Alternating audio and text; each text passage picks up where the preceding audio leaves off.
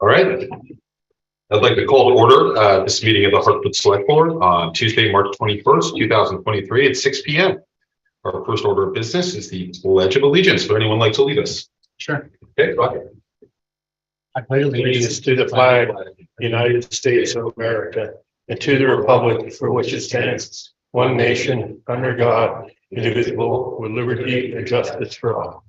Thank you very much.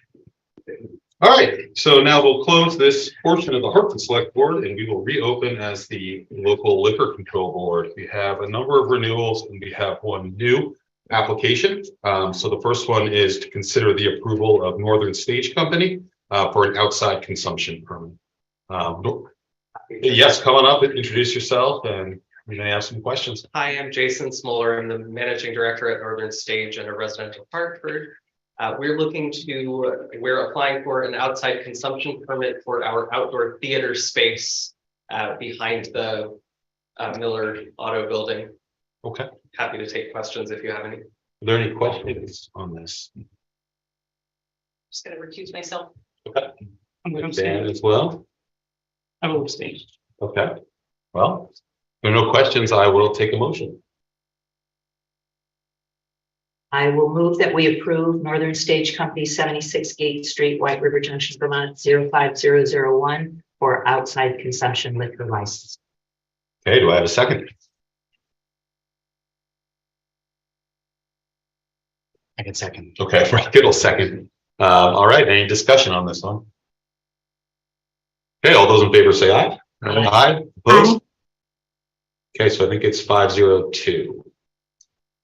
Okay, thank you very much. All right, now we have a number of renewals. Generally, people don't come in for these, so I'm willing to take a motion. The first one up is the renewal of Cumberland Farms, doing business as Cumberland Farms, and that's for a second-class liquor license, a tobacco and tobacco substitute endorsement. Anyone want to make a motion? Guess I'll go again. Okay, thank you, Mary. Okay. I move that the select board approved a second bus license, tobacco and tobacco substitute endorsement for a renewal of Cumberland Farms of Vermont Incorporated, doing business as Cumberland Farms, number 8007, 1167 Hartford Avenue, White River Junction, Vermont 05001. All right, do we have a second? I'll second. All right, thank you, Ally will second. Any discussion? All right, all those in favor say aye. Aye. Opposed? I'll abstain. And Ally, did you vote? Yes, I voted aye. All right, so I believe that's 502. All right, our next renewal is the renewal of Little Istanbul, doing business as Little Istanbul, 27 North Main Street, White River Junction. That's a license of the second class. I will take a motion. Lady? Chairman, make a motion, we renew the second class liquor license for Little Istanbul, doing business as Little Istanbul, 27 North Main Street, White River Junction, Vermont 05001. All right, we have a motion. Do we have a second? I'll second the motion. Mary will second the motion. Any discussion? Okay, all those in favor say aye. Aye. Opposed? Okay, so 502. Same. Recuse. Okay, thank you. Now we have a renewal of Jennifer Kaar, doing business as the filling station. That's a first class and third class license. Do I have a, I will entertain a motion.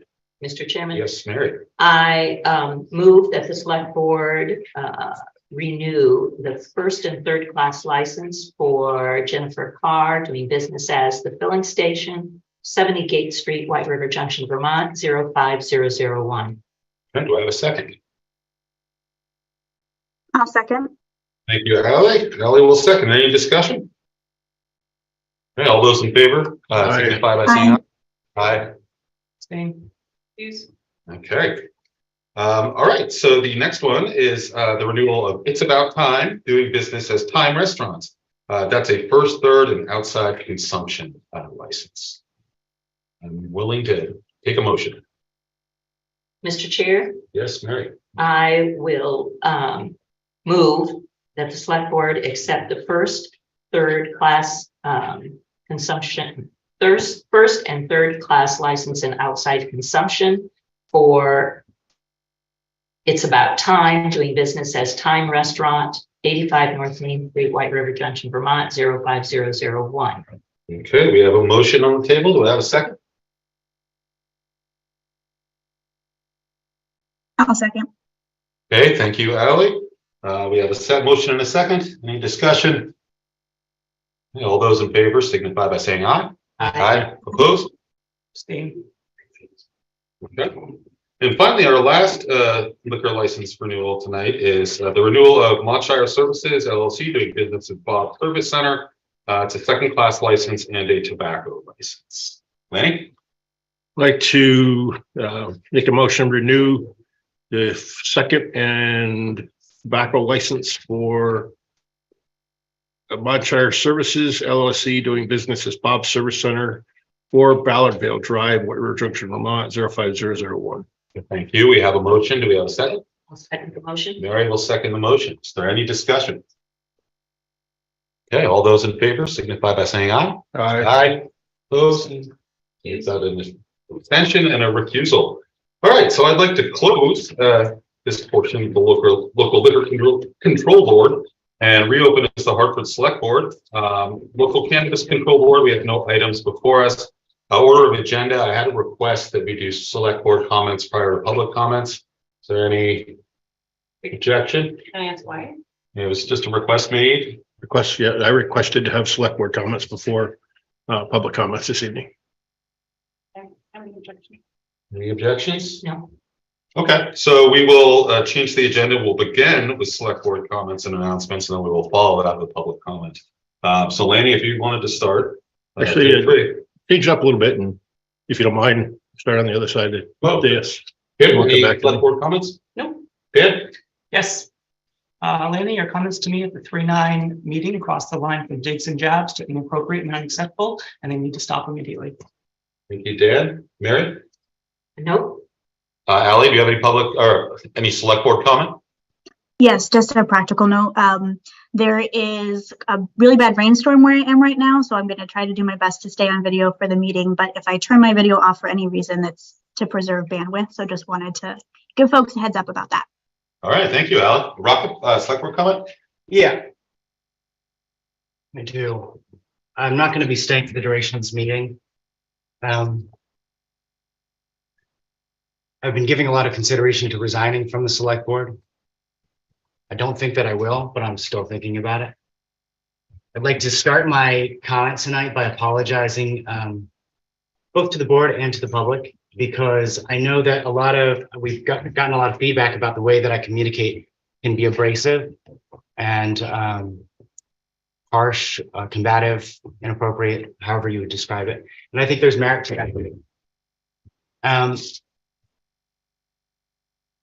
that. Pain manifests itself in different people in different ways. And I'm one of the unfortunate types that pain manifests itself as anger for me. And it's not an excuse. It's something that I've worked on my whole life. And it's something that I clearly need to continue working on. That said, I do ask, I've been wondering this since last meeting, if the people who have written in critically about my tone, fairly about my tone, my colleagues who have commented fairly about my tone, if you would be able to hear past my anger and hear my pain if my skin was a different color. I have, for the last year of my service on this board, endured a nauseating hypocrisy that is so stressful and so terrible that it occupies a huge amount of my life, and it shouldn't. I serve on this board because it's an honor to serve the public. I believe in public service. I think it's a noble thing to do. I realize that I come up short a lot and that I've had to make apologies to the public previously. But last meeting was like new low. And I will share just one. I don't want to make this too much about my own grievance, but I think it illustrates some of the challenges I've been through.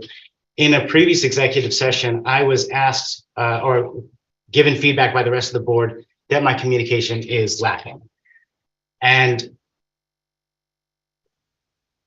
in that same session, I was told by a senior, Yeah, You don't discuss executive session. Okay. in public. in that same meeting, I was told by a senior member Point of order, that, please don't discuss executive session. okay, then I'll give a different example. When I started expressing apprehensions about some of the diversity issues, Kim Souza asked me to call her. So I did. And she was insistent that I support some of these issues, which I have very real reservations about. There was no conversation about why I would have those reservations. It was more an insistence that I support the initiatives that she wanted. I told her, I said, I feel peer pressure. And she said, that's exactly what I'm trying to do. And you can imagine the sense of disrespect that I felt in that moment. And then when I said that I would be willing to consider a more reasonable argument, she hung up on me. I sent a note that I said that I felt that that was ungracious to ask for my time and then to hang up on me. And I was never responded to. I have, in so many instances, brought the frustration, the grievance, the difficulty, the adversity, the challenges that I have faced to leadership on this board, to the board, in executive session, in communications training, and I have repeatedly been stonewalled. And I think for myself, going through this service and never making comment about it and just enduring it as a part of the process, for me, is something that I would willingly accept. But it's gotten to the point where there's obviously a fallout that is affecting a lot of people in our community, and I think that it's worthwhile of addressing. With committee assignments, I realized that I know that I take ownership, that I didn't behave in a way and speak in a way last meeting during committee assignments that was becoming of the person or the professional that I'd like to be. So that's why I take ownership. But it was shocking to hear Kim say that she feels a certain entitlement to serve on H. Corey. I don't think public service entails us to an entitlement to anything. It is a service to the public.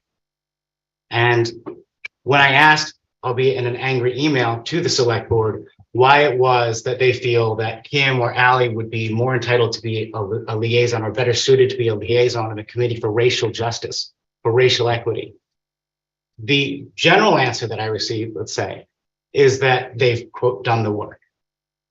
For me, it's not work. This is my life. I'm a racial minority living in one of the whitest, maybe the whitest state in America. This is something that I don't get the option to duck in or duck out of this conversation. It's when I travel around, when I work, it is always omnipresent for me. One of my dearest mentors is a gay man, a black man who lives in California, and he is partnered and married to a white man who is straight passing. And to hear the difference in their experience and the way that they get treated, where the sole differentiating factor is race, you would see that there are instances where people can selectively participate to be advocates for racial justice and selectively, de facto, not be included in it just by the way that they look. While the rest of us are always part of that conversation, whether we want to or not. And I assure you, most of the times, I don't want to be part of that conversation. So it's painful for me to be in a circumstance where this conversation is constantly focused singularly on this dimension of race, because what I feel and what I fear is that when someone who feels marginalized, who feels resentment, who is maybe unwell, snaps and inflicts violence, when they go to a nail salon and start shooting people, they don't look like Kim Souza. They don't look like Ali Tefenja. They look like my own family members. So to be told explicitly or implicitly that I wouldn't care for my own life, or for my own family, or for my own community is so immensely painful. To be told that someone else should feel an entitlement to serve on this because they've, quote, done the work, for me is immensely disrespectful and immensely painful. My mother's an immigrant. My grandmother and my grandfather had a convenience store where they worked for 20 years without vacation so that I could have the privilege to sit here and serve my community. So to be told that... Can I ask you where we're going with this? Mary, I would like to finish my statement. But if the statement is going on for a long time, and aren't we Right. between the business? Mary, I have a lot to say. And Well, this is, maybe- and this is exactly my point, is to say that I feel like I am not being given the opportunity to have a voice. But we are And it is a always- unit of the select. It is board. always a technicality that I am being told to be silent, Rocket, And please, here's, please finish your statement. I will. Go ahead. And but here- this- Be mindful of everyone who's here. I appreciate at the time. Thank you. thank you. So the point is, I'm in this terrible predicament, which is that for myself, I could just silently sit through and dedicate myself to the work of the board, which is to serve the town.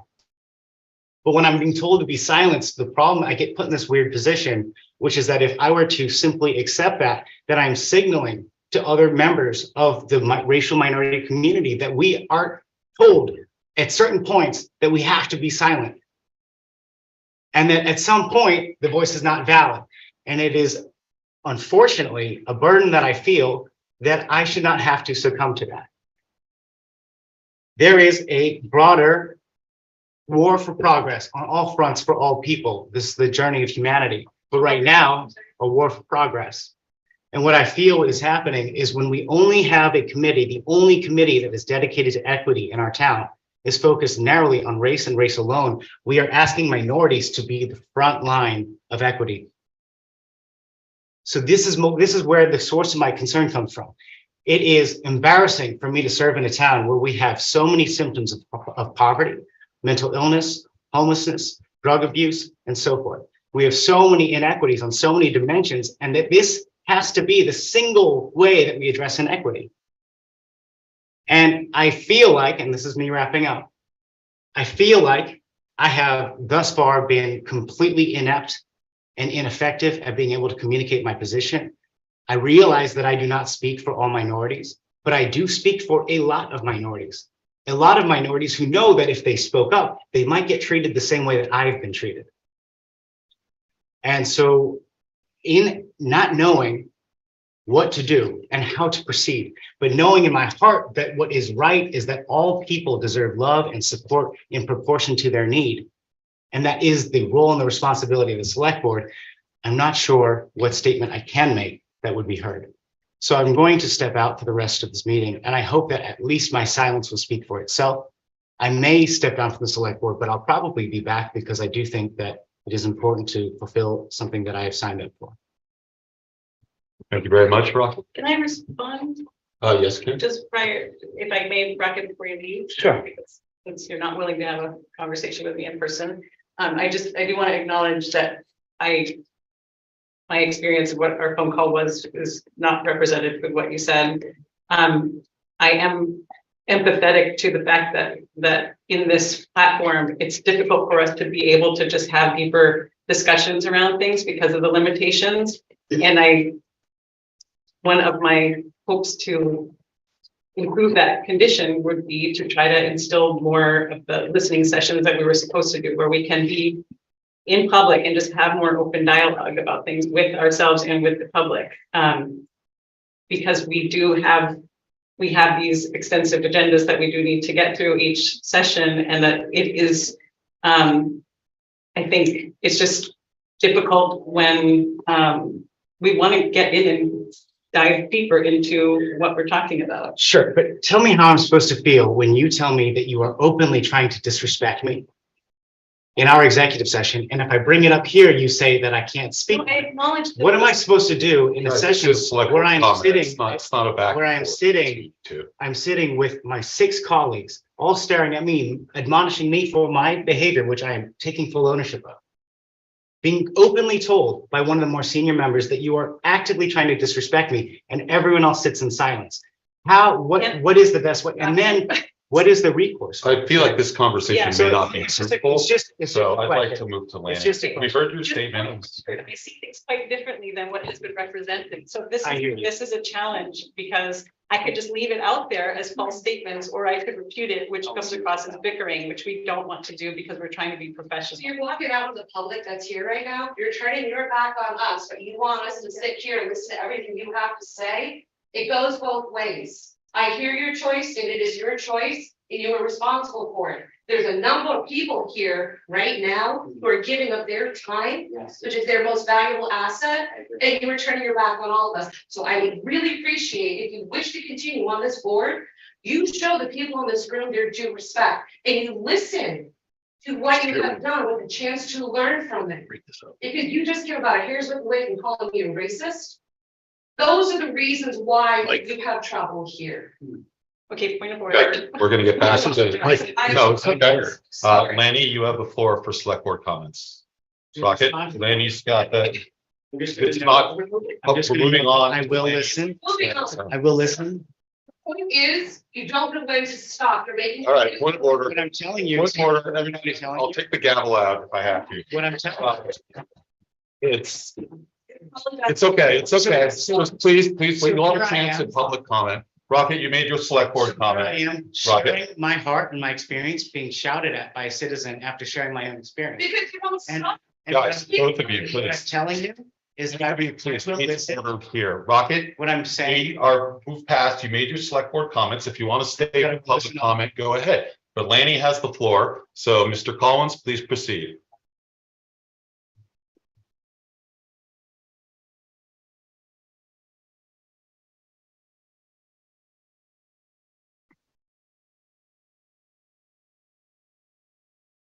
Take a minute to Yep, no problem. Take the time you need. gather our breath here as a body.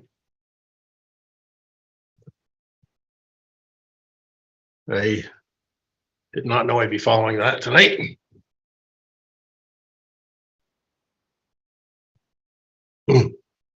So thought a lot about this. I've got a lot of comments from different people about ways I should go about things. And none of them are right, and all of them are right. So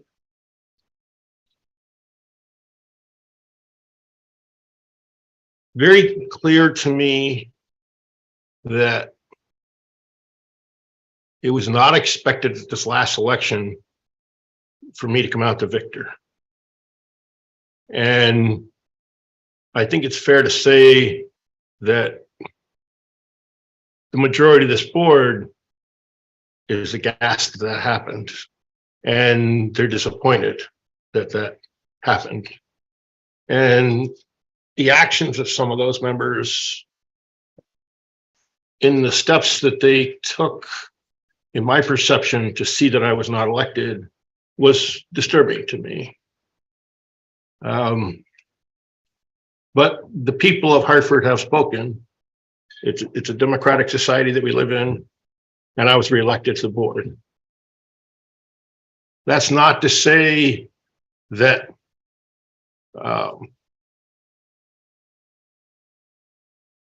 that you're now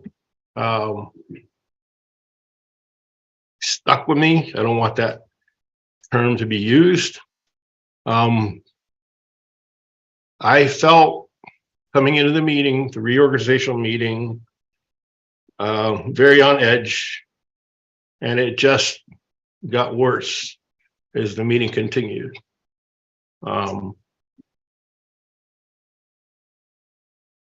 I constantly struggle with and strive to improve my communication and contributions to this board. And comments made by both my fellow members of this board and the public challenge me. And the actions of this board challenged me as well. And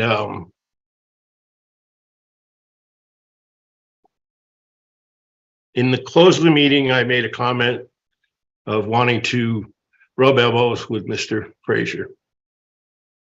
I take that term as one of collaboration.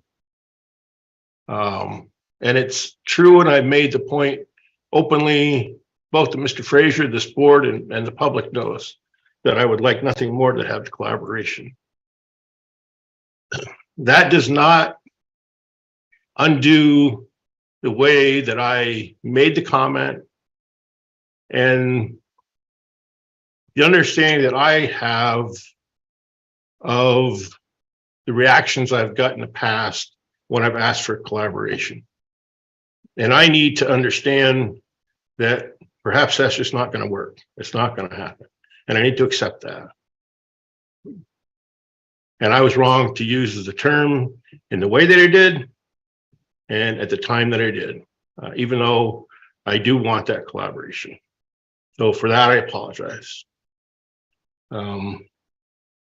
What this board lacks, and it's clearly evident by what happened this evening with Member Rocket, is that this is not a team. This is fragments. And we have a lack of teamwork based on collaboration, respect, trust, communication, and engagement on this board. And this limits our ability to be effective and meet the needs of our community and our constituents. And we're failing by not having a team. I have asked the acting town manager and the assistant acting town manager if we could have some mediation. I was told that that was not viewed as necessary. Communication is just one tool towards team building, teamwork. I suggest that this board have a team building retreat or teamwork retreat in order to understand the similarities instead of the differences. We are all here for the town. I love this town tremendously. Anybody that knows me and hears me speak can hear the emotion coming out of my voice when I care about this town. I grew up in this town. I care about this town deeply. And I recognize that I constantly am a work in progress. But I recognize that, and that's not a weakness. That's a strength that I know I need to grow. And it's something I'm working on. The reason I so wanted to be on H-Query was that I wanted to challenge myself as well as to be able to bring things back to the community, the members that support me in understanding what the work of H-Query is all about, because it's very often misunderstood.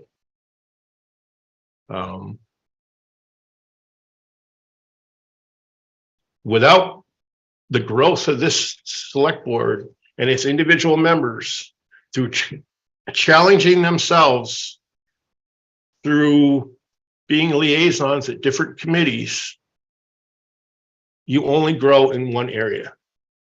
And we need to grow in all areas of the town because we represent all areas of the town.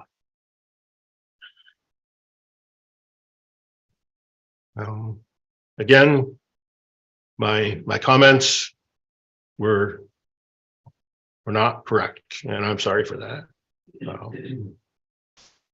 But I do highly recommend that we as a board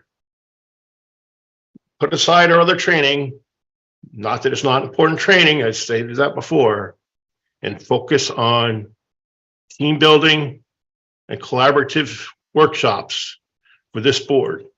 Because until we have that teamwork established, we're still going to flounder. And for anybody to say that we're not a fragmented team and we don't need teamwork, you're lying to yourself. Thank you. Thank you very much, Lanny. Yes, Mary? I'm going to try and make this brief. Thank you for what you said, Lanny. And I think all of us, as you recognize that all of us want to do the best by the town. I also, after the reorganization meeting, contacted Kim because she has been, and we're going to discuss it tonight, like the training individual who goes out and finds training. And then the first thing I said was, we need training first in Robert's rules because we failed miserably during reorganization. I think we were kind of blindsided by all that happened because it was very new. And the second thing, I said the same thing. I believe that we need team building, and I think that Kim and others probably feel the same way. We recognize that there are issues, but we also have to recognize that we're all different personalities. We're never going to be buddies together. We're all different. We have different lifestyles. We have different experiences, but we do have the one thing in common, that we want to do best by the town. So the only thing that made me feel uncomfortable about what you just said, Lanny, was the fact that it sounded a little bit like we were planning against you for it voting. And I don't think that's true at all. I don't think any of us, you know, the vote is the vote. People go out and vote. We don't know what the ends are, what the, you know, what's going to happen. And I thought you had just as good a chance as anybody, maybe more so because you're an incumbent. You had more experience. You know people here. So I think that it's important to realize that none of us went out and virtually tried to not get you elected. I think that's a little bit beneath what we represent as individuals who care about the town. So I'll leave it at that. Thank you, Mary. Okay, I don't have any public comment at this time. We will go to select board comments. So we will go to public comment. We'll start with people in the room. If you want to speak, please come up to the mic. Identify yourself, your town, village of residence. You'll have 5 minutes to speak. After that, the trap door will open. Please refer to the select board as a whole and no personal attacks. After we hear from people in public, we'll go to Sue. So Dave, please kick it off. Do the timer thing. Oh, yeah. Danny. Do you know how to work that thing, Lenny? Yeah, you didn't get. All right, so we'll kick it off with Dave. So if I talk now quick, I get extra time. I'm David Briggs, White River Junction. I'd just like to reminisce a little bit in view of what's been processed so far tonight. My first exposure or memory of this board was in about 1956 when I was 10 years old and my dad was on the board. And the early stages were that the three-person board was experiencing the realization that the town manager was not acting in the best interest in the town, and they decided that it had to be changed. And with that, they went out and went through a thoughtful search and came back with the iconic Ralph Lehman, who was with us for 35 notable years and had such a positive influence.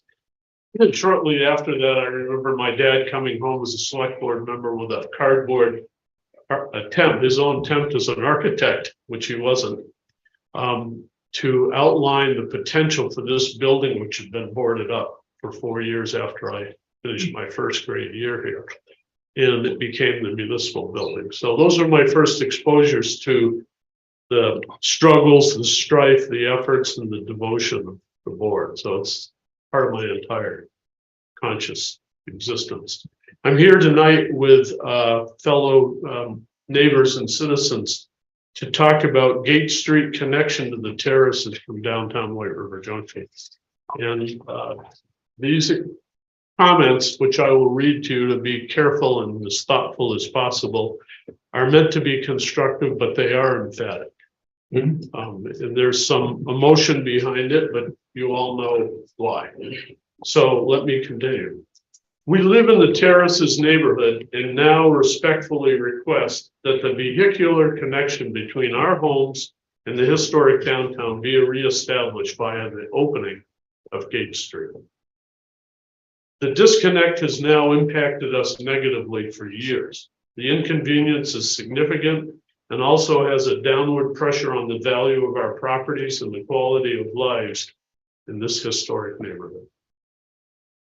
The original basis for closing the road due to concerns for slope stability has been largely confirmed to be unreasonable on the basis of a potential landslide. The actual condition of the highway has been shown to be the result of deferred maintenance, leading to local erosion and frost action. All of this can be more permanently remedied in the context of the compelling need to restore water and sewer lines. And the street can be safely reopened for normal users for which it was constructed over 100 years ago.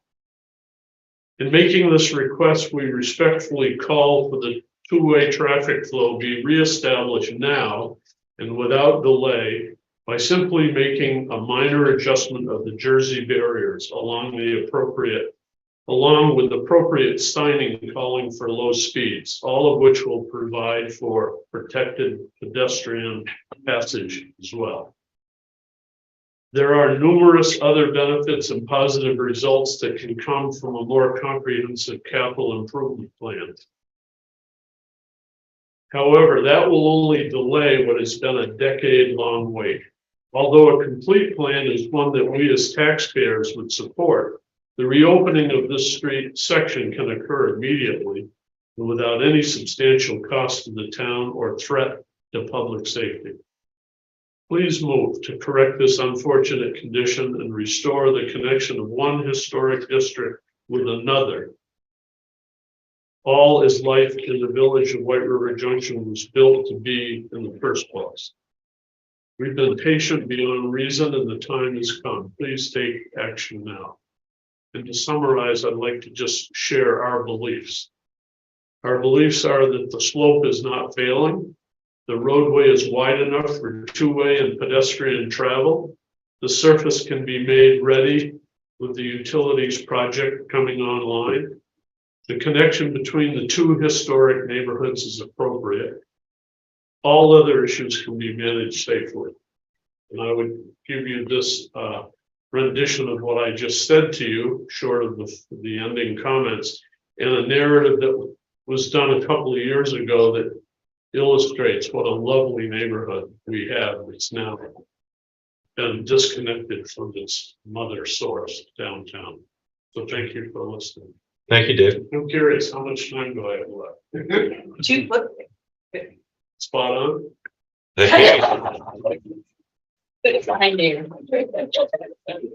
Well done.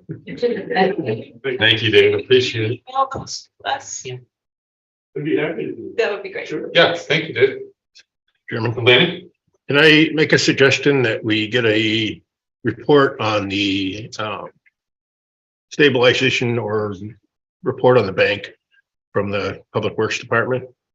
I know they've been monitoring it. Just like to know whether it has shifted, what the current status is on that bank, so that we can make some informed decisions. I would just ask the board, like, I'd be supportive of that, but we Yeah. should request that as a board. Yeah, I think that's what. Yes. Yeah, that's what I'm asking. Yeah, I'd be supportive of that. yeah, if there's information to share on that, I think. Definitely we worthwhile. would ask Public Works to provide us with an update. Great, thanks. Thank you, Lanny. Go ahead. Good evening. My name is Nicole Afeld. I'm a Hartford, Vermont resident. I first and foremost wish to apologize for my verbal outburst earlier. I was moved in the moment. I apologize to the room. I apologize to the board for that. I'm sorry. Okay, thank you. My intention of being here tonight is to address the board about the activities of March 9th. I actually had a very nice statement prepared. However, the actions of this evening and the departure of one of your board members is shaking me a little bit, because I'm disappointed that what we have to say is not important enough for that member to choose to be with us. The hardest part for me watching that meeting was the fact that two of your female board members said no to questions when asked about making change and making altercations to their current committee assignments. They said no, and then they said no, and then they said no. So why weren't these women's no's heard? How many times does a woman have to say no to be heard, for something to stop, for something to change? I look to this board as my community leadership. I'd have to trust in you all that your wisdom, your guidance, and your abilities are truly going to be here to benefit our town, because we are depending on you. I see the struggles that are happening on this board. I see them, I hear them, and I'm here to tell everyone today, we all see and hear what happens in this room. If the whole world can actually see this, if you were not aware. And right now, the video of the March 9th meeting has 353 views, which is more than triple of our most recent, other postings and other videos. An article went out in the Valley News. Emails have been exchanged. Your residents have sent in emails. So this is a cry for fairness. This is a cry to ask everyone to work mindfully, positively, and efficiently for the betterment of this community. I know that in addressing the board at this time, I have to address you all as a group. I wish I did have the option of addressing some of you individually. I understand it is very difficult for a group when an individual or two deter you from your path and deter you from your course. However, there is a board member who is not present in this room, who is not present on Zoom right now, that has slapped the face of every resident in his statements on the 9th and his statements this evening. And right now I have no confidence in that board member to further lead us to the victories we're looking to achieve. I also wish to acknowledge the actions of another board member this evening who did step forward, who did take ownership, who is looking forward, who is looking for a way to proceed. And I also would really like to have a cup of coffee with this gentleman at some point, because I do acknowledge what you said this evening and I have heard you. Thank you for that. Thank you. Those are my thoughts to the board. This is a difficult situation, but the individual I'd hope most to make a positive impact on this evening is not present. I thank you all for your patience. I thank you all for the decorum that has been shown this evening and was shown last week. And I look forward to being a part of a growing, healthier process. And please call on me as a resident if there is anything I can do to further assist the very big tasks that you have in front of you. Thank you for your time. Thank you for your time. Thank you, Nicole. Nicole, what was your last name again? My last name is Afelt. Can you spell that for me? A, Yeah. double F is in Frank. Yep. E-L, D is in David, T is in. Thank you. Thank you very much. Thank you for your time. Appreciate your comments. Thank you. Yes, and just sign in. Oh, yeah, if people can sign in as well, that would be helpful for our. Kathy Melissa Wilder, Vermont, who walked all the way across the hallway to get a pen and came up here just to say that. And you said 4 minutes and 45 seconds. Yeah. Thank you, Kathy. Other comments, John? Anybody left? John Hall, John Hall, Hartford, Vermont. Usually when I come up here and speak, it's as a part of the Hartford Committee on Racial Equity and Inclusion. Not coming today as a member, but it's simply as a resident. Well, I think most of what I would like to say has been said in many ways. I do want to voice my support for the suggestion of the team building workshop, and just before that, the suggesting of more listening sessions, so that there are public meetings where the board can more deeply explore some of these questions, and we can be part of the conversation as the public. I also want to uplift something that another resident brought up at the meeting in question, the organizational meeting, which was right before the board started to discuss the liaisons. It was Michelle, but I was going to try to, but I think she's okay with me. Her insight that there needed to be a process, a clear formal process that was publicized, that was known for actually assigning liaisons. It was kind of prophetic given what happened immediately after that. Mm-hmm. So I just want to reiterate that insight and also encourage the board to think about producing that process collaboratively, figuring out what that process should be, so that the next time there's a reorganizing meeting, that everyone feels heard, that the outcomes feel fair, that no one feels like they were mistreated by the conversation or by the process, and to consider actually having a facilitator, doing a workshop, having a facilitator come and help you guys generate or draft what that process would look like, so that even in the activity of creating the process, that the board members felt and heard, and like they had an equal voice, and that it was an equitable result that other boards will be able to utilize going forward. Thank you.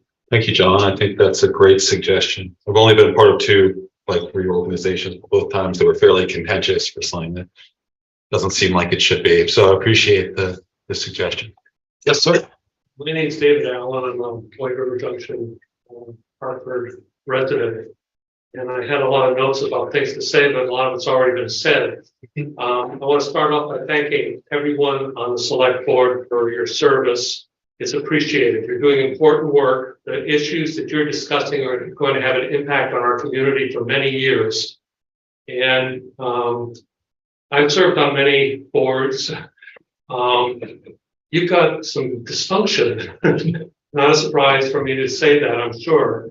And I have an observation about that. I think part of the dysfunction is caused by a failure to focus on the work to be done, and too much attention based on personal issues and egos. To give some examples, when discussing who should be the board chair or the vice chair, it seems to me it's helpful to focus on competency. Who knows Robert's Rules of Order on the board? Who is good at running things? I think you arrived at the right decision, but the discussion about it focused on personal issues and points of view and things that are irrelevant to those functions. Similarly, on committee liaisons, we have a lot of committees doing important work, and the committee liaison is the one representative from the board typically that is interacting with that committee, and you're synchronizing with that committee to provide certainty about what the goals of the committee are, provide the resources for that committee, and you need clear communications. You need consistency.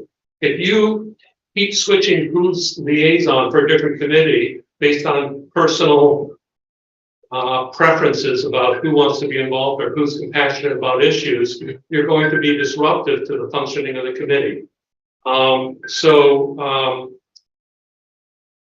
And obviously, the things we learned in grade school about treating each other with respect and not bullying by expressing personal comments about other members is important too. So I'd ask you to check your egos at the door, focus on your important work. Thank you for your good work. And please, you're doing very important things. There are a lot of people in the community who are depending on you to do your job well. And it's not really happening right now. So get it together. Thanks. Thank you, David. Any more public comment? Sue Ellen? Hi there, Sue Ellen Parmenter, Wilder, Vermont. A couple of things, because I just caught up in the last couple of days of what's been going on. My husband's, as most of you know, sits and struggles with participating in these meetings because he and four of my children are biracial. And what happened to Rocket tonight is one of the reasons why he struggles with participating in these meetings. I myself know as a white woman living in Vermont that I am not, I am woke to my privilege, but it does not absolve me of it. And I have seen the struggles throughout a lifetime of being with my husband that he has encountered as a person of color living in Hartford, Vermont his entire life. I think telling somebody who is a minority in our town that his feelings don't matter and that his opinions don't matter is not the way to go. But I digress. I want to talk about the committees that have become very cliquey in this town and the support of people who have their hands in these committees. And in essence, I want to talk about what I've been coming to you about for 3 years, and it's these little huts and the turning the blind eye of the RVs and the however many thousands of dollars we had to pay to clean up needles at the site where the huts were dropped on Prospect Street. We are allowing I lost my son. My son overdosed in those sheds 4 times before he died. And there are people in this room who are in positions of authority who support those sheds being placed and who have helped both monetarily and in a supportive manner with them being placed. I have called the state of Vermont numerous times. I am told by this committee and people in government in my local town that they are so supportive of these because they don't want people to succumb to the elements. Have you seen the statistics on how many people have succumbed to the elements? You are creating places where addicts can further their addiction and not be found. I, for one, am very, very grateful that my son was in a place where he was found and I didn't have to find him this spring. But the next family member is not going to be that lucky. Just because you're friends with someone does not make it a good idea. And I also know, and I may be speaking out of turn here, and this is the last thing I'm going to say, you need to open your ears to the people in this town and what they're saying to you. And when you ask them to approach you, to have a talk with you, perhaps handing them a business card with mental health providers on it in your handwriting is not the way to go. And Mike, I thank you for being so receptive, even though we don't see politically eye to eye many times about my feelings on this. But I ask you when you go home tonight to find out how many people in this town have succumbed to fentanyl poisoning and tranq poisoning. And I think that you're going to find that the numbers are staggering. And I really wish that somebody would start concentrating on that. Thank you. Thank you, Sue Ellen. Further comment from the public? Okay, Heidi?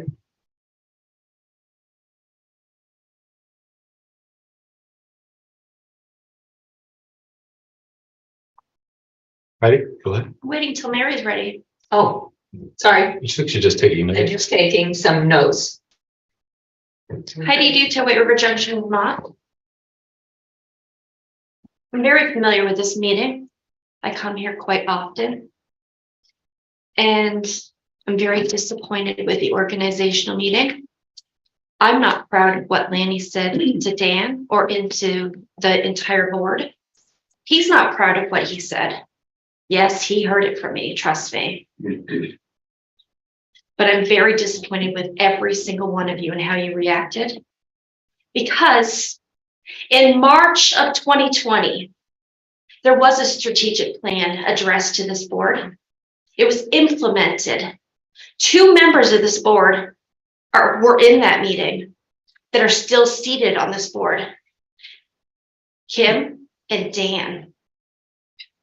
My question to this board is why? Why are we still acting the way we are? Why have we not implemented the strategic plan? Why have we not taken anything away from that strategic plan? You're talking about the racial equity plan, the strategic plan for equity? Okay, so I just want to make sure that we're talking about the same thing. We've done training. We've had training, Kim. The town has done training. People have come to this board again and again. I'm not proud of the way sometimes I've addressed this board, but I've always apologized. When are we going to do change?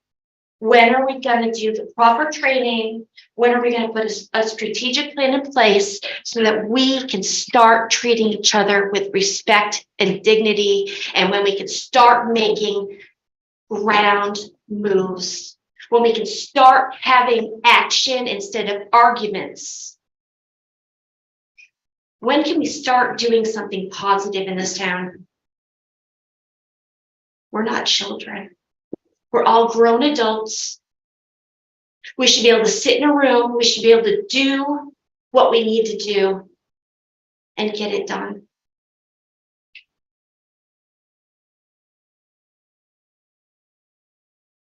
I tried to get Rocket to stay. I'm sorry. I can understand where they all come from. It did sound like it sounded ridiculous at that organizational meeting. The only one sitting in the back of the room. It needs to change. Every single one of you have got to work on getting better. Every single person needs to work on getting better. Thank you. Thank you, Heidi. Any more comment? Yes. Hi, Campbell, excuse me, White River Junction. I just wanted to speak briefly in support of what Dave Briggs had to say earlier. I'm one of the neighbors that lives in the area affected. And while I was sitting here, I was wondering, as you guys are researching the what Dave asked about earlier, the ARPA funds, I was unclear. They seem to address the water main that's under the road. Right. I was unclear from the wording of that if the street itself was part of that funding to be addressed. If that could be answered, doesn't have to be now. So when you come back with the other information. Sure. Kim, if you, Well, I can give you a brief answer of what I think is the case, and then maybe it could be either corrected or agreed with Public Works. But the ARPA funds were primarily directed toward projects that were considered shovel ready, had already been fully engineered because of the requirements for when the funds had to be obligated and when they had to be spent. So for example, the engineering for the completion of the engineering, I think, is in progress for the actual construction project of the Gate Street to open it back up to vehicular traffic. But I don't think it's going to be ready to implement and to do the project until after the ARPA funds are going to be spent, because it still has to go to bond. So that project, the town still has to decide, the board has to decide if they want to put it up for bond, and then the town has to vote as to whether they approve to spend the money on the bond to do the project. And there wasn't enough ARPA money to do the project in its entirety. So basically ARPA was dedicated to stuff that we knew we had to do. It's been on the list and that we would be able to actually do. And I think So is the plan is to dig it up, fix the water main and not do anything until the funding is for the street is. well, I'll let Public Works respond to that. I don't know the precise. Maybe Mary does. Well, no, I don't. Mary, go ahead. I just wanted to say, sometimes people forget, and I know Jeremy said this over and over again several times. We have not only the shovel ready, but it's a matter of safety issue to do the water first. And as we said, the engineering's been done, et cetera. We have to do these in steps. And one of the things that people, I know there's always been a lot of discussion on paving. But if we're going to do water, and I know I'm a person who lives in Wilder, and we've had people say, you know, all these other towns are getting things, we're not getting anything in Wilder. If we're going to do water first, I mean, we have to do water first, because otherwise you got to dig up the paving. So it's more costly to pave first, and then down the road in a couple of years have to do the water. So the water is, you know, primarily a safety issue, and we have to address that. And this is shovel ready, so it's ready to go. And as Kim I said, don't argue the water main at all. It just seems like you have to tear up the road to do the water main and then put it back and right, fix the road while you're there. right. So It's bigger than that. I think this is we did. I mean, we have requested an update, so I think. Yeah, we'll make sure we get the. And I think that the cost of that one alone for the ARPA funds was $400,000. Yeah, it was one of the larger ones. Thanks, Todd. We'll get you an update. thank you. Dave, yeah, go I ahead. could add a comment, and the thought that came to me as I listened to that was that it seems like managing these kinds of issues is not a great use of your time at this level, that town management and public works would do it at the department level, and that it would be processed out. And along the way, we've all been on board with this issue, either whether we're ambivalent about it, against one phase of it or another. We're left kind of in the dark, just by nature of the process. It would be really great if there was a more transparent, collaborative opportunity for us to participate, not to try to hold sway or create an undue influence on the outcome, but just so we all know how this thing is ticking forward, and not put you people on the spot in precious moments like this where you've got more pivotal things to decide on. That's what comes to my mind. Thank you, Dave. Good. Yep. And I would say that as another one of the recommendations of the Racial Equity Committee is to have a communications officer, you know, a public information officer that can help publicize what projects are coming up with, you know, basically create more transparency around that for the public as well. Yeah, it'd be great to have like a website, projects and like where they are and have that updated. Like, got some cheers. But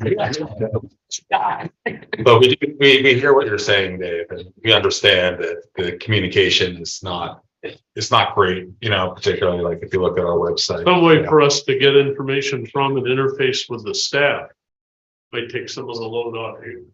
Yeah, I see design by committee and you all have various skills, but they're not necessarily public works issues. yeah, right. Thank you. Additional comments? Yes. Kelly Armbrust, West Hartford. Couple things. I sent a letter to the board today, and I just wanted to acknowledge that, and also that I truly meant it as constructively and not as criticism. I meant no harm. And I also want to acknowledge, I appreciate the heart and courage with which you spoke tonight, Lanny. Yeah. And It's not easy I for know me it's to. Yeah, it's not easy for me to acknowledge that I personally have areas for growth. it's hard for all of us. So, And that's, I think, why I could feel so strongly when you were speaking. So I really appreciate that. I also, when John was talking, I just wanted to come right after him and say what John said, like that. And totally different thing.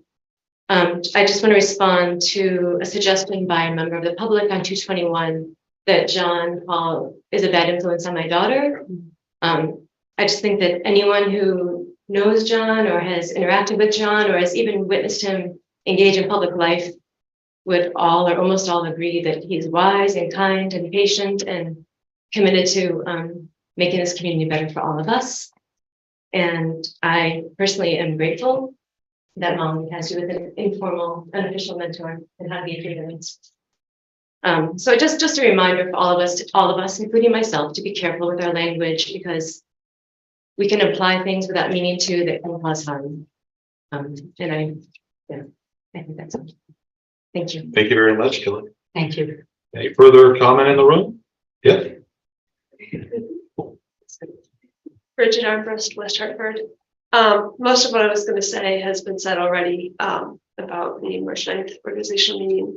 So I just wanted to come up and reiterate that, I think it would be a really good idea for some specific procedures to be put in place about how to assign liaisons, just so that, this could happen in a more constructive way. Because I felt like there's a lot of chaos with that meeting and a lot of just like different members bullying each other, and that felt really hard to watch. And that isn't, I don't want to live in a community where our local government dynamics are like that.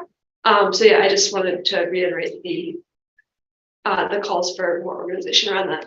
And then I also just wanted to specifically thank Mike as chair. I think it was a really difficult, chaotic situation. I think you handled that with a lot of grace and professionalism, given the context today. Thank you. Thank you very much. Okay, anyone else in the room before we go to Zoom? All right, let's see. We got anyone on Zoom? We do. We have 3 hands up at the moment. Okay. Joe Major, you there? I am here. Hi, Joe. How are you? Oh, we got a great photo of you up. Oh. Thank you. Thank you very much. Yeah, I am quite handsome, so I just wanted to just show everybody that since I'm not there, how handsome I actually am. In actuality, I did want to say, having been on that side of the dais, the town does not need theater. The town needs action. I have disagreed with Lanny and Kim and Dan and Mike. We have gone to battle on parking meters. We have. I will say this because both Lanny and Mike have taken slings and arrows on the parking meters. I will admit the parking meters was my idea, and if you want to write to me, that is fine because I am still the treasurer, so I still have a town email. So write your hate mail towards me. But I did want to address, other than the theater that has gone on, about H. Corey. And in particular, it is both a committee that serves the town as well as the school board. So when it changes its charge, it knows that it has to pass both the town and the school board. So sometimes when it does a narrow charge change, that it is cognizant of that fact. So that's why I am a bit upset at the theater that goes on when that happens. When I hear terms like tokenized and other terms that may be offensive, like Oriental and colored, from the board, as I have to address it as, I find it a bit hypocritical that now, all of a sudden, that members of the board use that specifically to be the only person of color on the board, that he should be on H. Corey. Now, H. Corey is a committee that only recommends and makes recommendations to both school board and select board. It has no actual authority to do anything but other than make recommendations. And if the recommendations that have been made are looked at, they are recommendations that benefit everyone. Let's take, for instance, the recommendation that just was implemented, which the public information officer. That benefits everyone. Other policies on policy is another recommendation that the H. Corey has been working on. From the first time Select Board Collins asked to be on H. Corey, I was in favor, although I was not on the board at that time, I was in favor of that. Because here's what he did. He said, you know what, I want to learn, I want to find out, I want to grow. We need more people to do that. And I specifically want to address this to all 7 select board members. You can disagree, and it is important that you disagree, because when you disagree and listen, guess what you do? You may learn something that you may not have known before, and it may change your opinion. I beg of you, this town begs of you, and you know what I'm gratified at? The people who came before me and spoke, because they showed this town is forward thinking. I just need the select board to do the same. Thank you. Thank you, Joe. Okay, next is Jerry. Oops. Jerry, you can unmute if you're ready. Jerry, are you there? Jerry. Hello. Hello. Hi. My name is Jerry Williams and I live in Wilder. And I came to town in 1959. So I know a lot about what David and the people on the terraces are talking about, because that's where I first lived when I came to town. And I support the community and the many taxpayers that live in the neighborhoods of the terraces. They're a huge base of taxpayers in our town, and to be cut off for the number of years that they've been cut off, and without really digging into and listening to the residents and making it a better community, to me is very important. So I hope that you listen carefully and that you work hard on this issue. The other issue that I hear every year at town meeting is roads. I heard people talk about an 11-year plan because we have so many roads in town. That's an issue that we need to handle and we need to talk about. And I have to say, I voted for every one of you at one time or another. And I'm very ashamed of my board. I'm ashamed of your behavior. I'm ashamed of the lack of the transparency to the community. We've lost police chiefs ad nauseam. We've lost town managers, one after another, and we keep paying money. We probably have paid over $1 billion for all of this. And we don't even know what's going on or how much it's cost. That's the people of the town. There's things that are, I understand, are confidential, but there are things that we could and should know. And I feel like the lack of courtesy, the lack of respect, the lack of gratitude toward one another, and to sometimes the members of the public has got to stop. And what I've heard tonight from several members of the community is we need to have more community participation and listening centers sessions. We need to have parliamentary procedure that everybody understands and follows. We need to have teamwork, like the old-fashioned ropes course, so we learn to work together. We need to always put as the first question in our minds as members of our boards, what is the best thing for the town of Hartford? Not what is the best thing about me and what I think and what my views are, and maybe I'm conservative about this or I'm progressive about this. It doesn't matter. I totally agree with what Joe Major just said. You need to learn how to talk to each other and respect each other and understand that all of you are representing all of us, not just portions of us, all of us. And I think that's an important piece to look at. So what is the best thing for the town of Hartford? This might be my passion, and this is the committee I want to be on. That's not what it's about. If you're going to grow your board, you have to mix it up. That's 101 leadership. So I just implore you to listen to what the citizens are saying. We respect you. We appreciate your time. We know how often and how difficult all of this work is.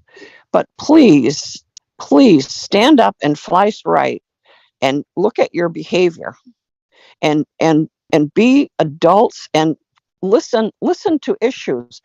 Think about the pros. What are the good things about this? What are the cons? Where do we have common ground? I don't see that kind of discussion. I see votes of 5-2, 5-2, 5-2, 5-2, 6-1, 6-1, 6-1. That says to me that you're not having intellectual discussions, that the minds are made up and this is how it's going to be. That's bias. That's not equity. It's not inclusion.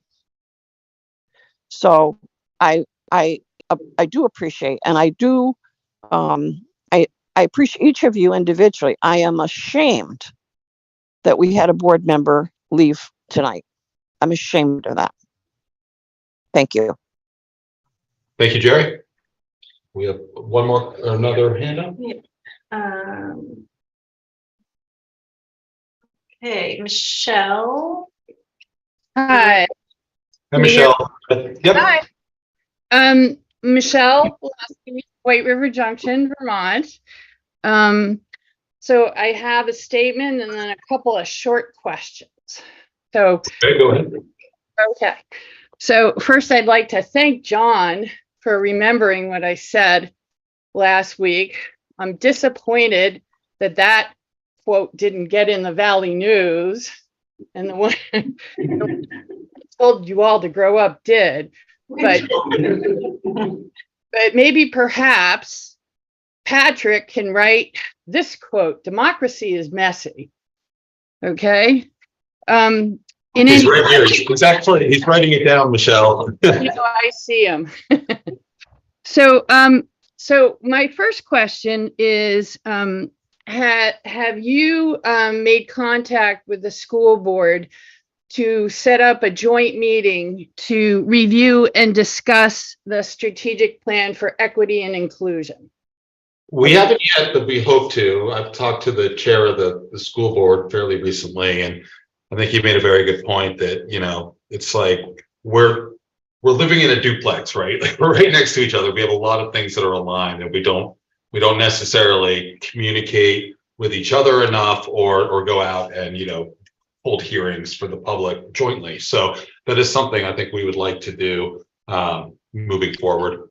Okay, thank you. I'd like to see that happen sooner than later. And so I might come every week and ask you how the progress is going. Okay. Then my next question is, so we're going to have a search committee for a new town manager. Yep. And I'm just wondering if the people that were appointed to the committee are aware of our strategic plan for race and equity. And if that is going to be part of, are we going to perhaps create a rubric or questions around that plan when interviewing prospective town managers? Yeah, I mean, I think that is something that, we can. I'm happy to speak. I mean, Oh, yeah, Michelle, sure. our first meeting is Thursday, and I think that could be definitely something that gets, I mean, we'll choose the chair, or I won't because I'm not a voting member, but the chair and the vice chair, the clerk will be appointed, and that could be certainly recommended to the committee. I would certainly recommend that to the committee. Okay, thank you, Kim, because I know the last go around, when I did go to a couple of those meetings, no one knew what I was talking about, including the headhunter. So I implore the board, it's your job to make sure that people know that this plan exists. Thank you. Thank you, Michelle. And there's one more hand. Yeah. Sure. Mike, go ahead. Go ahead, Mike. Hello, can you hear me? Yes, we can. Mike Morris, Hartford, Vermont. Just in the last couple of years, observing everything that's going on with the select board and the process, which has been my biggest problem, how we did things sometimes. But all this training that we talk about, maybe we want to consider just basic training of Robert's rules, our Hartford charter to the select board members, so that we don't have instances like the organizational meeting last week where we really didn't abide by the rules and it ended up being really an unfair process. And might want to stick to basics to learn the rules of the game before we get out there and play. I'm just concerned about this with what I've seen the last 2 years.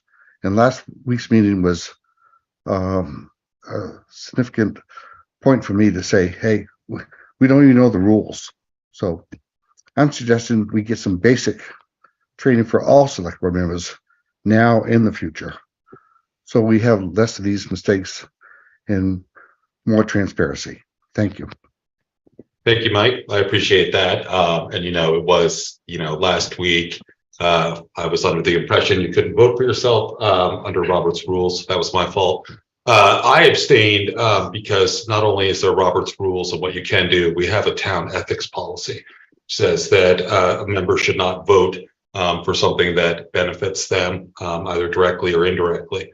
As you know, if you've looked at our charter, the chair has, I think it's like 11 or 12 additional enumerated responsibilities, like making the agenda, things like that. And so that's why I abstained from the vote. But certainly, I agree with Mike, it needs more training on these things. And I, would happily do some more training on Robert's rules. Yes, Kim. Just want to summarize, and we'll maybe talk about this a little bit when we get to the item on the agenda about the training coordinator. Mm-hmm. I'd say there's definitely been a shift in focus on what we are going to work on in terms of select board training. This, I think of, we've got the town of Hartford is an organization, and there's an infrastructure to that organization. When we talk about, can't work on social issues when you've got infrastructure to work on. And there is a structure to this organization of the town of Hartford, and the select board is a piece of that infrastructure.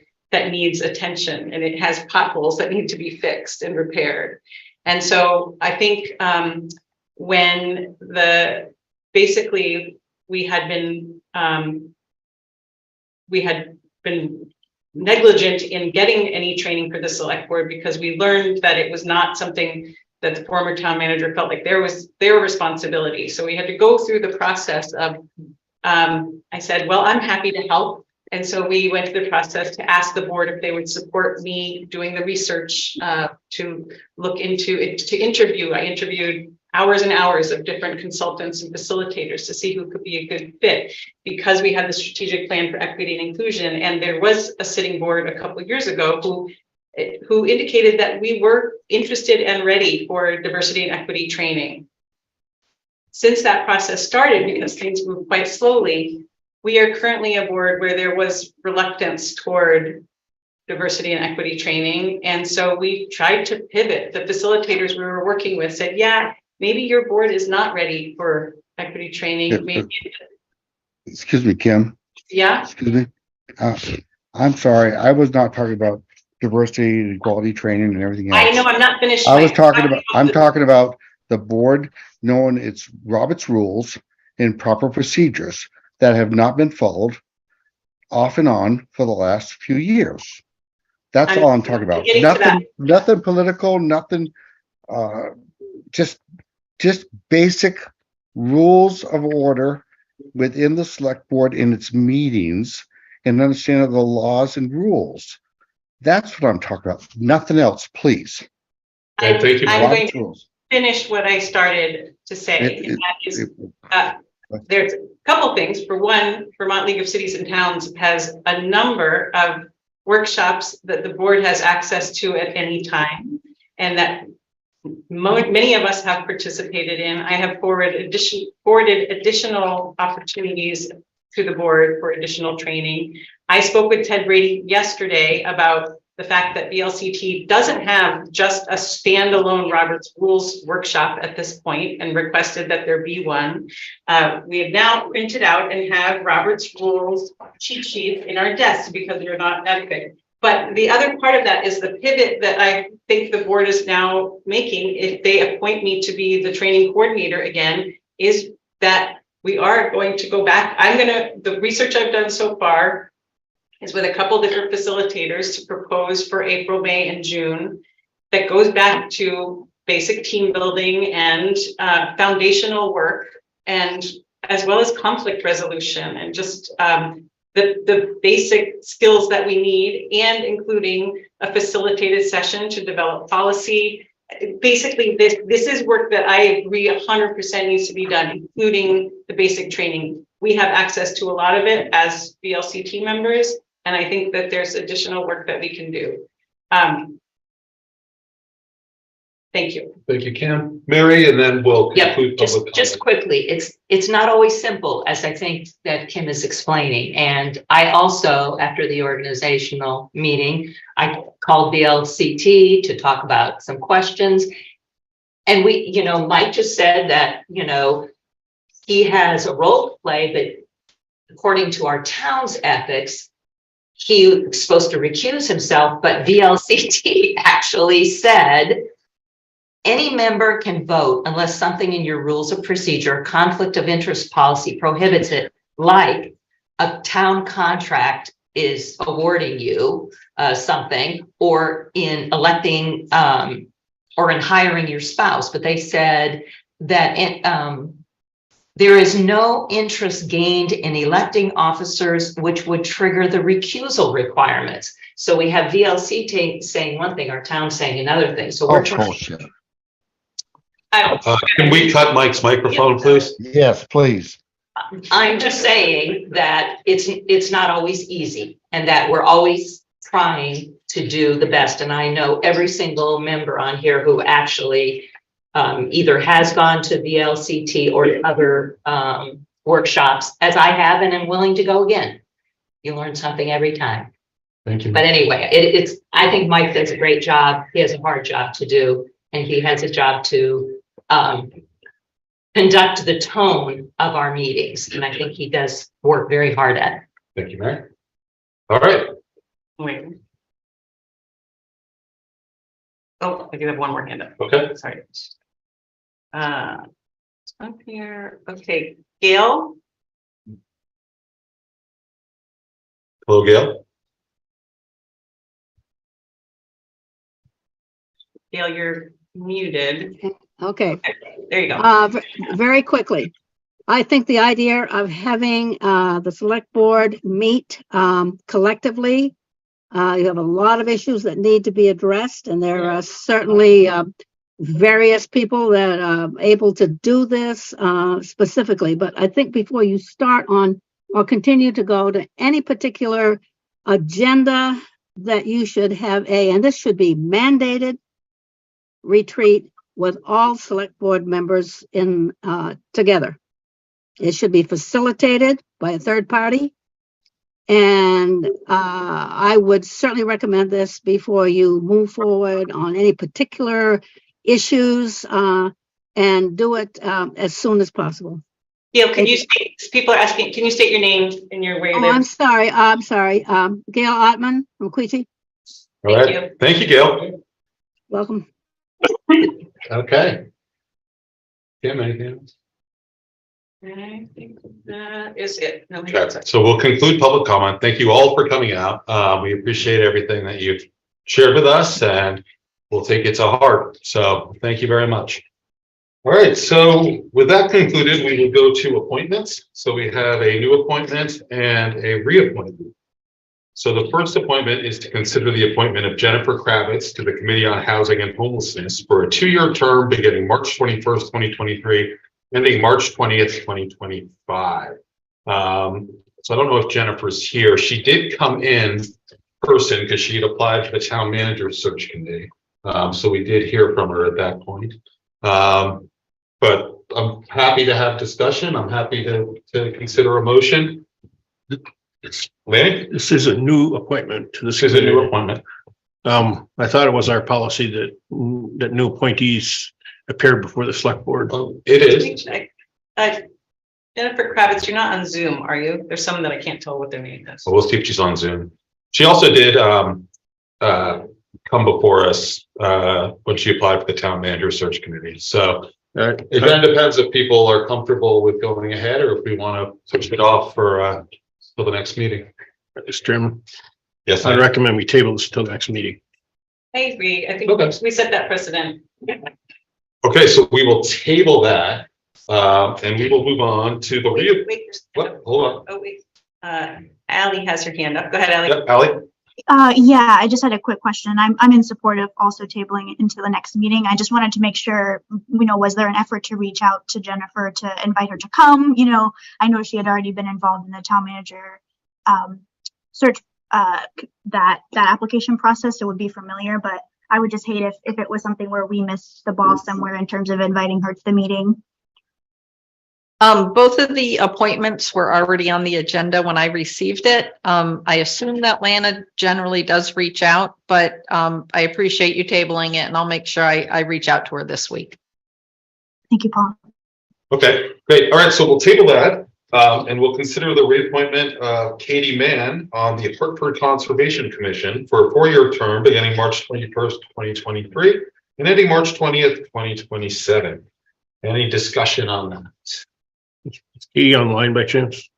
I don't think so. Katie Mann, if you're online, would you please raise your hand? Okay, well, this is a reappointment. Anyone would like to make a motion, or if there's any discussion, I'm happy to entertain that. Dan? Yeah, I'd like to make a motion that we reappoint Katie Mann on the Hartford Conservation Commission for a 4-year term beginning March 21st, 2023, ending March 2027. I'll second that motion. Second, Mary, is there any discussion? Okay, seeing none, all those in favor signify by saying aye. Aye. Opposed? Looks like a 6-0-1 vote. Great. 6-0-0. Oh, 6-0-1 absent. Yeah. 6-0-1 absent. Okay. That will bring us to the, well, first overall, wait a minute, so it'd be 6-1, not 6-0-1. No, 6-0. It's like 6-0. Yeah, 6-0-1. 6-0, yeah. And 1 absence. It's rocket science. No, that'd make 8 people. What? No, It's 6, six in 0, favor, 0 0 opposed. opposed. And Oh, one one abstain. oh, One abstain. oh, I see what you're doing. I see, Yep. what you- okay. Okay, so we'll do the significant activity reports. And we've all had a chance to look at that. I don't know, Paula, if there's anything you wanted to point out especially, or if we'll just ask for, you know, if anyone has any questions, certainly they can ask them. Lanny? Yeah, I just got this in yesterday or today. So about the bridge, reposting on Hartford Bridge crossing the White River. So if people don't know, the weight limits have been lowered on that bridge. I did not see any signs on my way here coming from Queechee in regards to closing of the bridge, or not closing of the bridge, but of weight limits. And I know a lot of tractor trailers and heavy trucks use that bridge. So if we're going to lower the limits, we need to have it posted that what they are now. So something that Public Works really needs to, all fairness to the truckers. So I did speak to Jeremy today, and we got the answer as to why it was lowered. It was because the state re-inspected the bridge prior to construction, and they didn't demand it, but they recommended it, and Public Works made the decision to go ahead and lower the weight limit and post it. As far as warnings prior to, it's currently not the policy of Public Works to warn ahead of the actual bridges themselves. It's sort of it's not an appreciation for safety. It's more that they don't do that. Similar to, you know, there aren't speed limit signs everywhere. You know, it's an understanding, you know, in Vermont, the highs and the lows. If there is a concern, and the board would like me to, I am happy to, you know, speak to Public Works, but they post bridges, they don't post previous warnings for any other bridges. So I guess that's fine as far as the no posting, but I want to go back to the reason for the lowering the limits. We just spent money on that, which I personally opposed. And because we just spent money, what is the concern now with the bridge? I mean, I'm just concerned about the safety element again, to make sure it's not, if there's something that should affect safety, we should be aware of it. And I'd just like to know what the reason was that V-Trans gave for wanting that bridge limit lowered. I just hate to see us, if there's something that we spend a little bit of money on, I guess maybe we should, but if it's a safety concern that's going to keep deteriorating between now and when the new bridge gets in there, I think it's something we should really know about and come to a decision on what we want to do with the bridge. So I'd like to have something, I personally, I'm asking the board to have Public Works report to us on what the concern was to lower the weight limits on the bridge. So that if we have to do something to stop further ruin between now and then. I'll just add that I spoke to Jeremy pretty thoroughly today, and his what the sum of things was that there was an inspection done. The only concern that came back was, you know, there's a recommendation to lower the limit. It wasn't mandated. There weren't any other items brought up as far as concern, except for that particular one. Okay, I just, all right. So No, just leave it be, I guess. I just hate to see us going down a path of having further destruction done, having to pay more to fix it in the long run. Whereas if it's something minor, we could, you know, stop the spread of the decay until we get it replaced. That's the only thing. I mean, if the board wants me to, I'm happy to get further information, but I think that this is an instance where the department and the department directors are doing their jobs and working with the state and keeping an eye on the roads and the safety of the public. But I can, of course, if requested, get further information. Okay, Was this in the significant activity? No, I just happened to go down and see them posting it, so. Okay, because I did not get this memo, the same thing. No, it was, I was down to Hartford Village, crossing the bridge, and they were putting up the posted signs. And I noticed that they lowered the weight limits on the bridge. And so I asked Paula what the story was behind the lowering of the weight limits, because I was concerned that if there was a safety concern on that bridge, that we should be made aware of it and we should address that. So that's my reasoning. I didn't tell her that, but I just wanted to find out what the reason was behind lowering it. So it has been posted for a lower weight. It has been posted. Does that affect the public safety department, like the fire trucks going across it? No. No, because emergency vehicles are authorized, yeah. Okay, thank you. Does the board want to find out more information if there is any? That's fine, just let it go. Just let it go. Yeah, I'll trust Jeremy. Okay. Any other questions on this? Yes. I wanna, there were a couple that I emailed about, that decided, if you'd like to see if it's something the board is interested in as a whole, that to bring it up now. One of those was, this isn't necessarily a significant activity report, but I wanted to reiterate the request to have a presentation by the libraries, just to get a better understanding of the structure of them. So I'm here to ask if if the board supports that request. I'd be. Anyone? I'd be fine with it. Lanny? Any okay with that? I guess I really don't see the need of it. I mean, the voters overwhelmingly supported the libraries, and I just, I'm not questioning funding. no, I just, It made that whole discussion made me realize that I didn't understand how the different libraries. no, I understand. I just, it's not that I want to discount the libraries in any stretch of means, because I voted for them. And I think they're all fine, but I just wonder if it's something that, is of a higher enough priority that we need to focus on when everybody's on board with everything, Would this be? I think they're getting information about like how they're run, because, and like I mean, West Hartford Library is different, right? There's like stuff that might be worth just getting some more information about. there's also a hand up again. I do have a couple more questions on the SIGAX, but do you want to take this Sure. first? Kathy, if you want. Go on.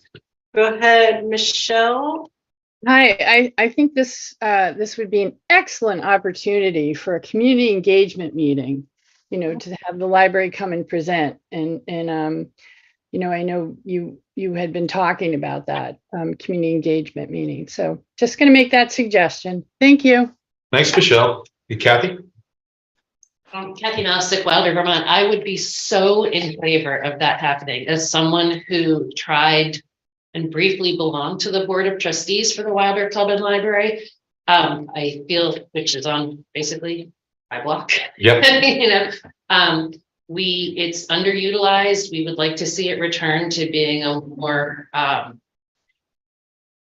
accessible. Well, I don't want to say accessible because it sounds like ADA. I'd like to see it be more of a community place than it has been traditionally in recent years. And I've tried very hard to have that happen. At that end, there are issues with Queechee versus Wilder. There are issues with regard to branding. It's a historic building. It's Mr. Wilder's. It was the men's club. We've come a long way. I would be so in favor of learning how this stuff is managed, because I want to do anything I can to see that building utilized more. There's a ticket window. There's a stage. There's 2 old bowling alley lanes downstairs that just have trash thrown on them now. Anything we can do to learn more about how we can do this and get the community involved and reactivate the sticker that was on my glass window in my house when I bought it 23 years ago, which said Friends of Wilder Library. Good. Thank you. I think there's a majority on the board that want to hear some more of that.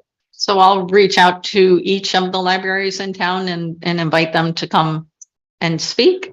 Yeah, and I guess I'd be curious to know if are they willing to coordinate amongst themselves to decide how they want to do that presentation, or if they're going to just literally individually do it? I would say, being that the West Hartford Library does operate very differently, and they do all very much have their own personalities and their own strengths. if there are specific things you would like me to ask them to include in their presentations, I think that might be a better idea than expecting, them to come together and do a cohesive okay. presentation. Yeah, and maybe once we hear from them, we would have a better sense of what, I mean, I won't say what I have been told by librarians in other towns about our libraries. So I'm curious to learn more about how they operate. Okay, I'll specifically say that that's something the board would like to know, how they operate as an entity in the town. Yeah, I think that would be helpful. Another hand up? When? I have a question about, just to sit in for the active report from. I see still have the- finished mine. Oh, sorry. Tim's got a couple more than. I thought you said you had a hand up, so. I bet both, but I don't know if it's related to life. Oh, okay. You wanna Yeah. take it or wait? Sure. Go ahead, Tim.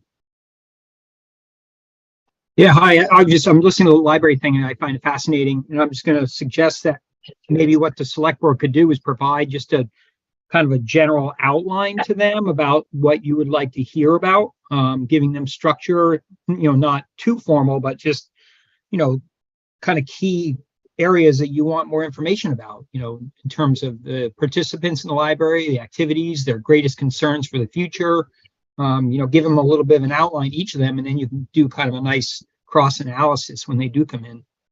Thanks, Tim. Oh, Tim, could you identify yourself for the record? I'm sorry, my name is Tim Ferriel. I live in White River Junction, Vermont. All right, thank you, Tim. Kim, you had a couple more questions? Another hand up. Okay. Gail, go ahead. She probably never put it down. No, she did. Did she? Gail, do you want to speak still or again? All right. Okay, well, let's move on for now. Oh, she's unmuting. Are you there, Gail? Yes, I'm here.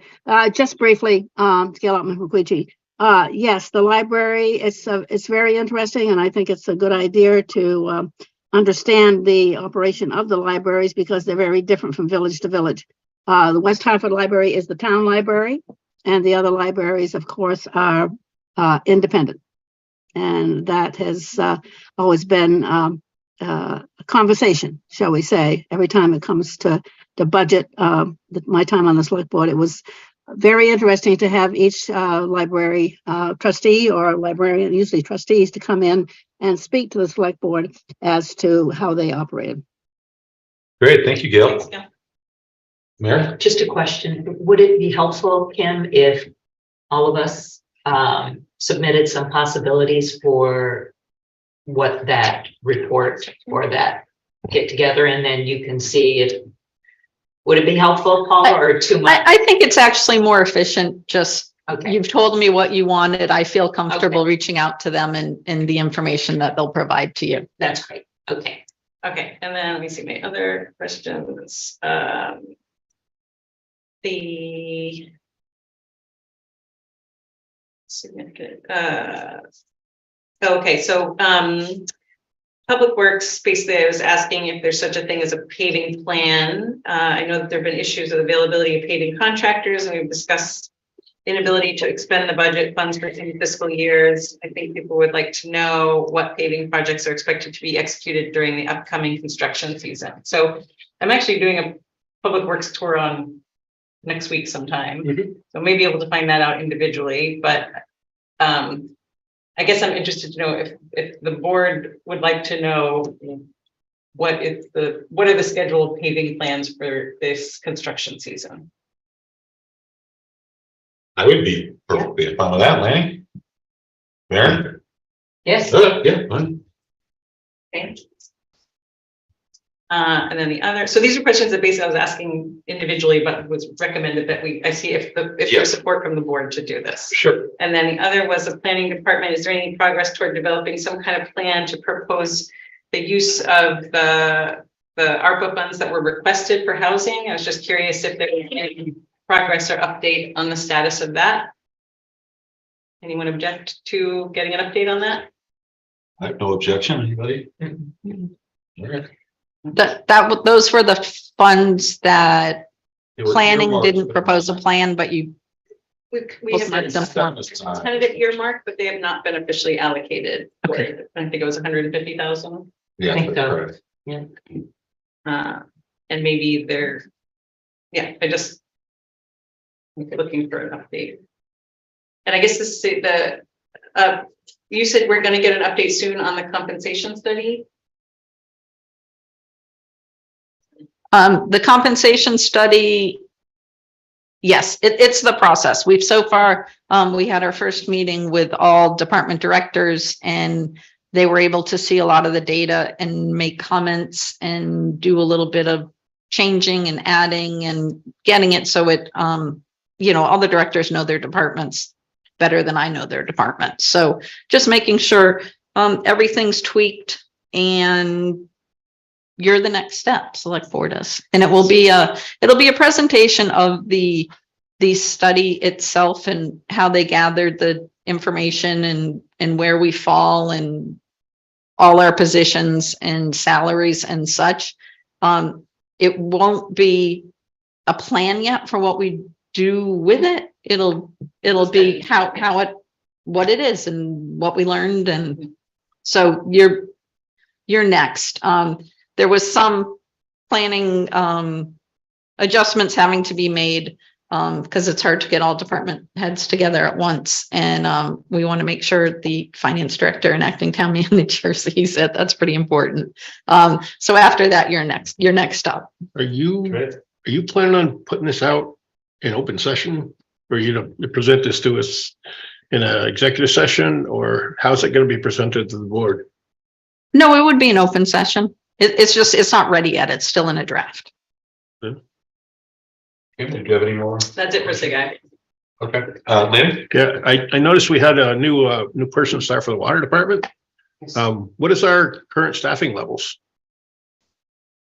At Public Works? Yeah, Or in general? no, across the town. I mean, I need to survey all the department heads and ask them that, which I'm happy to do. well, within Public Works, do you know? I mean, I know that that was the part we were really hurting in. I did 2 onboarding and an offboarding just today. So I really don't know off the top of my head and I don't want to say that. Okay. But would you like an update on staffing levels across town? Maybe that could be part of the compensation study, item, like when we're getting that, we could look at staffing levels across all departments. The staffing level, once I reach out to directors, will probably be pretty easy for me to get. Yeah, seems like no objection. Okay. Any other questions on the significant activity report? Okay, doesn't look like it. All right, so we've been going about 1 hour and 3/4. I think we should take a 5-minute break. We'll be back.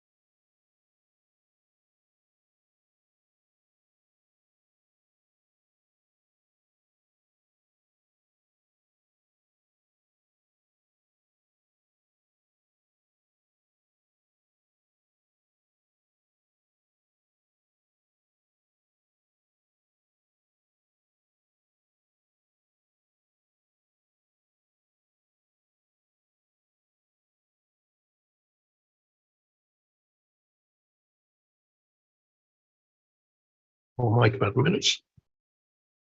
Yeah, just bring them. Yeah, have you told me? We're doing? No, Oh, okay. when you- Oh, okay. You waiting on me? Yeah, let's just take time. Sorry.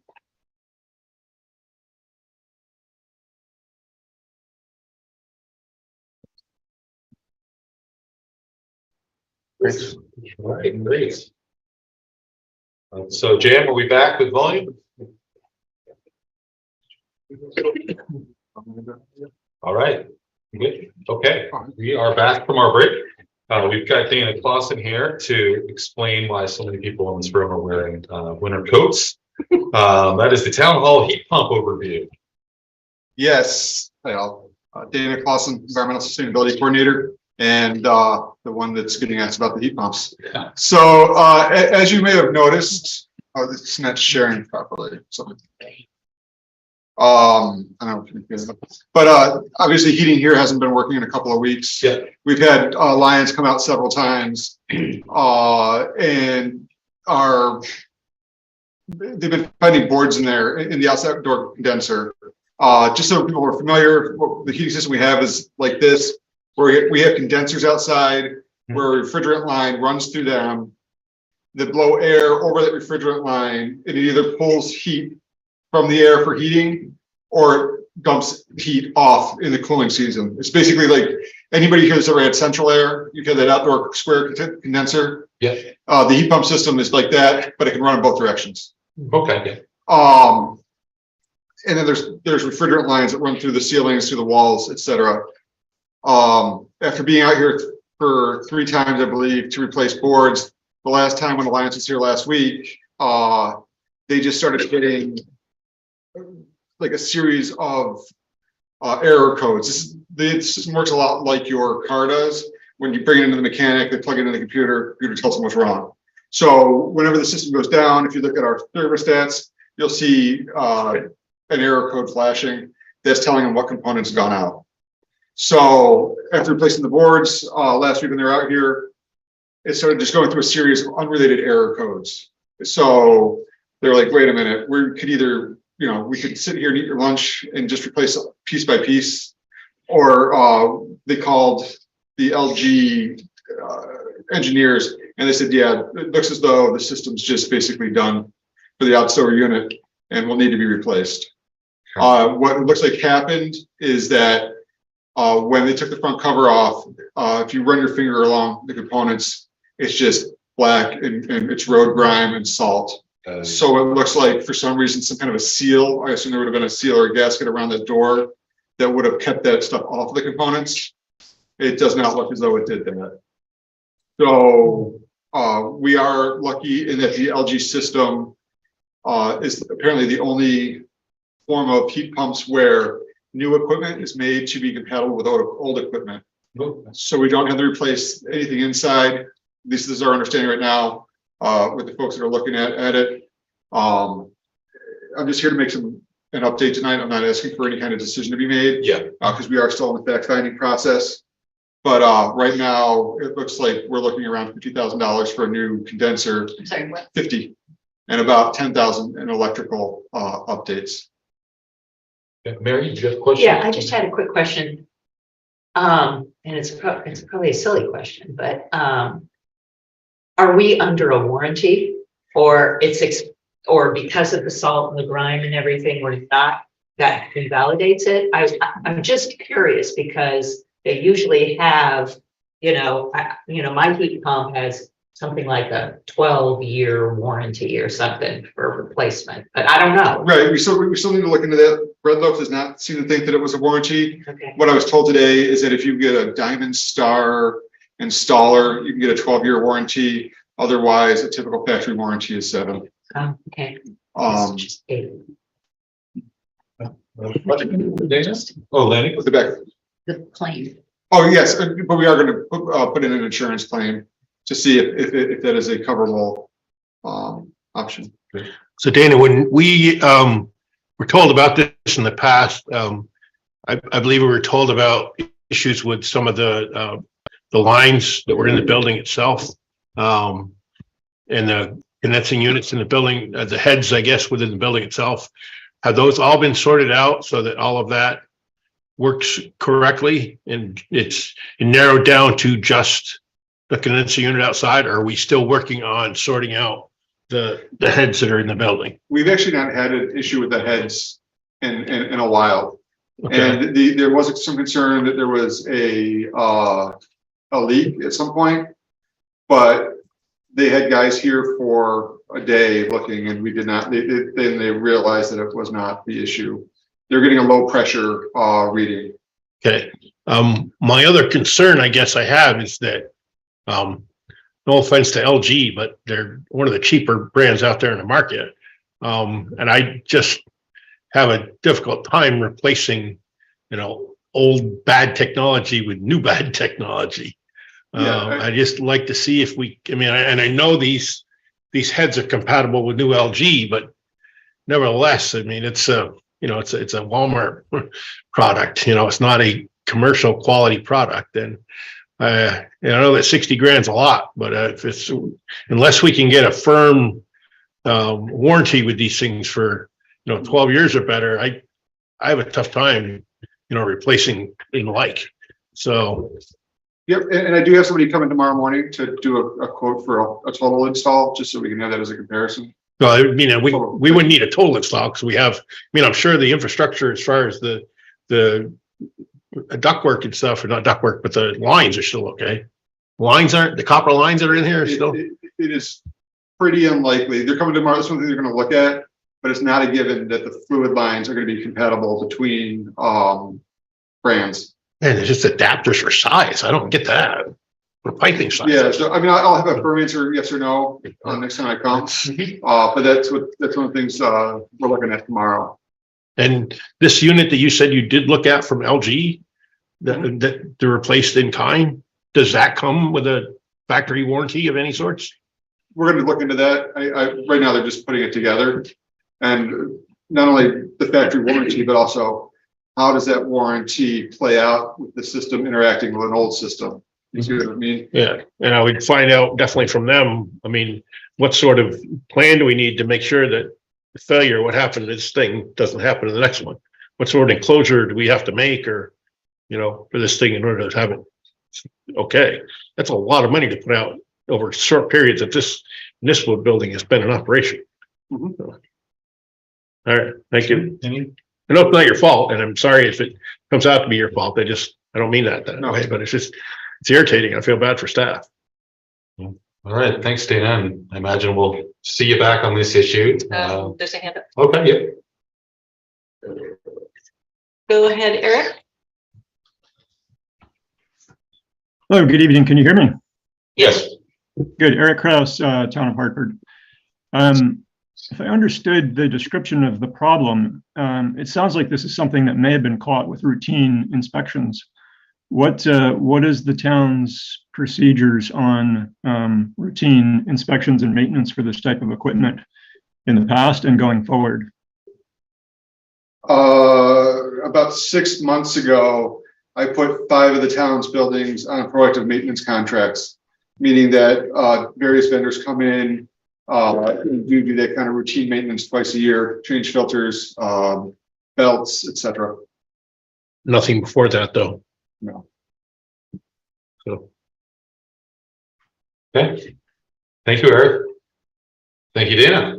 And so we'll move on to the next item, which is the report on the UNH Carbon Clinic greenhouse gas assessment of Hartford's municipal operations. Yeah, so I'm going to stop sharing here. Last summer, I approached the UNH Carbon Clinic. They had a RFP out for request for organizations to partner with them in the fall to do carbon assessments.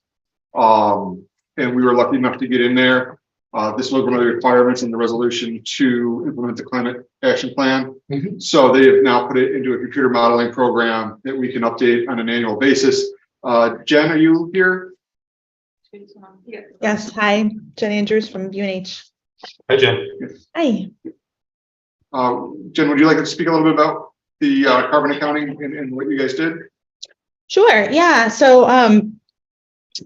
I'm Jen Andrews. I'm a project director at the UNH Sustainability Institute.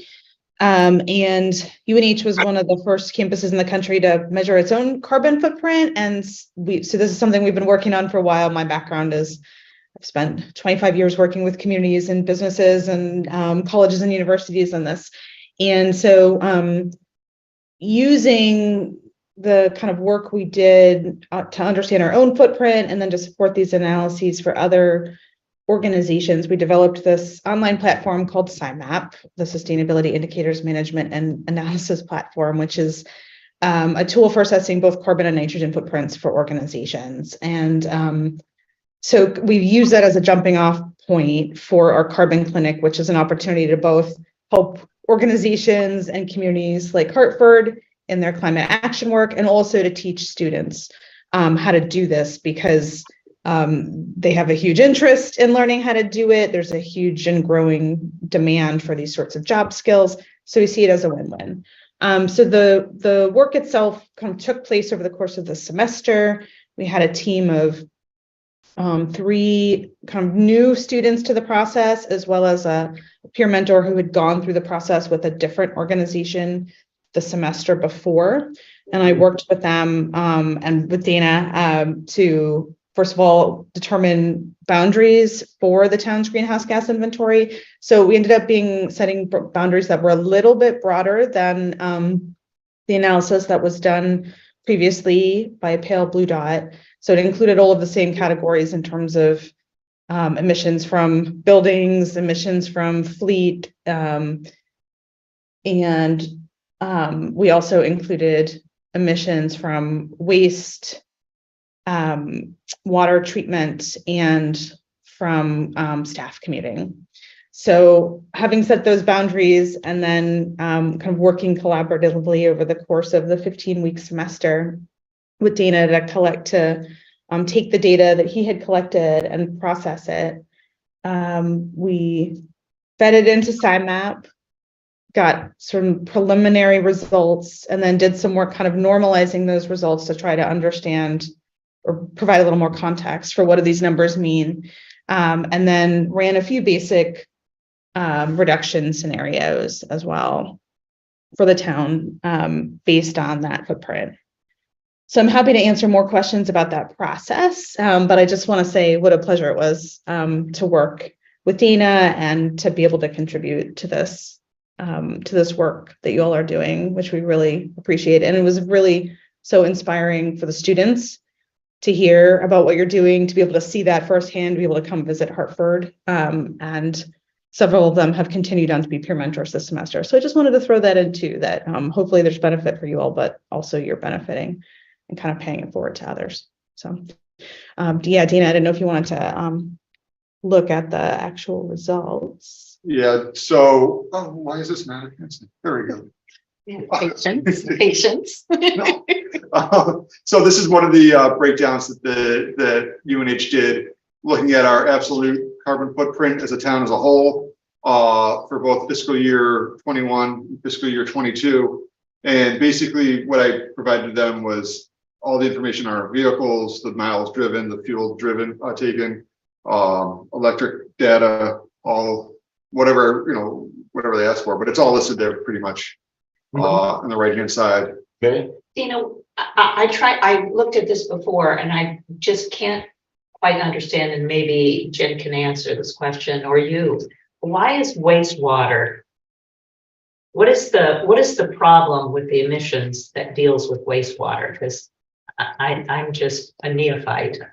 Yeah, no, it's a good question. And many communities are, trying to wrap their heads around that too. So there's kind of 2 major sources from wastewater treatment. One is that the process itself is energy intensive. So you see, for the wastewater treatment plants, you see those blue bars. But the brown pieces of the bars that say wastewater, that represents fugitive emissions of methane that are due to the treatment process itself.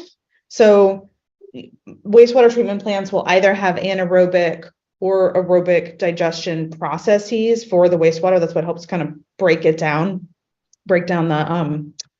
the kind of nutrients in the wastewater, and the process of breaking them down results in methane. And, you know, to varying or lesser degrees, but that's true. There's no such thing as a zero emissions wastewater treatment technology right now. There are ways people are kind of augmenting their technology to make it zero emissions by capturing that methane, that biogas, and then turning it into energy. And there are, you know, just under a dozen municipalities in Vermont that do that, but it's hard to make that feasible unless you have a certain scale. So generally it's larger municipalities that do that.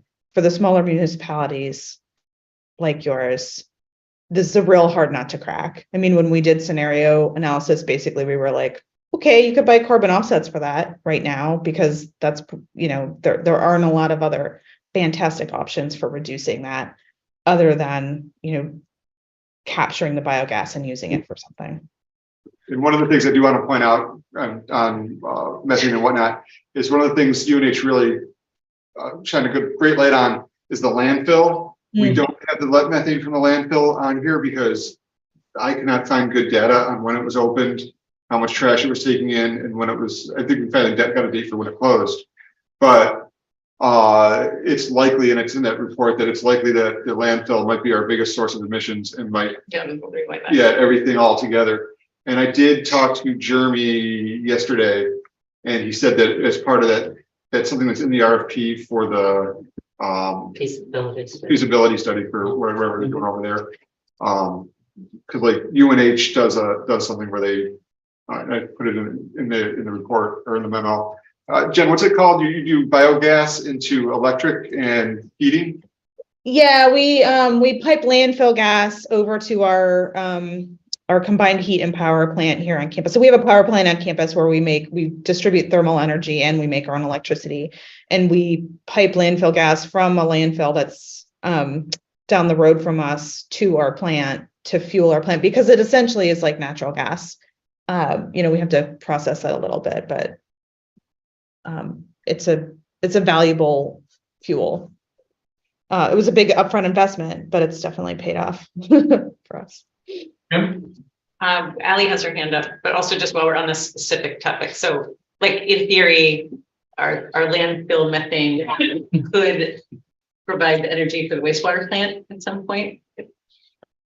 Yeah, exactly. This is, I mean, our electric bill wastewater plant is $10,000 a month compared to all the other ones that are, okay, great. But that's a loan.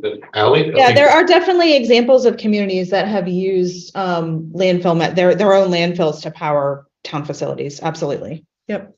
Thanks. Allie, did you have a comment or question? Yeah, it's on the same topic. Thanks. I'm just curious to hear, Jennifer and Dana, if it's something where, because we don't have the data yet about, you know, the state of emissions at the landfill, we don't have a history yet, if that needs to, you know, as part of the feasibility study process or other ways of gathering that information, if that has to happen first before we could actually pursue some of these options. Like it sounds like it would definitely behoove us to explore some of those options to convert that energy. I'm not sure if I'm using the most scientifically accurate term, but to start pursuing some of those options if we can. But just curious from your perspective, if it's something where do we need to really do some more data gathering before being able to make some of those moves in that direction, or is that something we could start to pursue sooner rather than later? Well, I think we would need to tie that in with the DPW feasibility study, because they're the ones who are responsible for the property and they've already got the funds now to start that study. But the methane will be addressed as part of that feasibility study. Well, the economics of it will be around how much methane is coming off of it. Sounds like that's partly what you're wondering about or asking, and that's definitely true. Okay. Allie, any other comments or questions? Nope, I'm good. Thanks. Okay. Dan? Just a couple of comments and questions.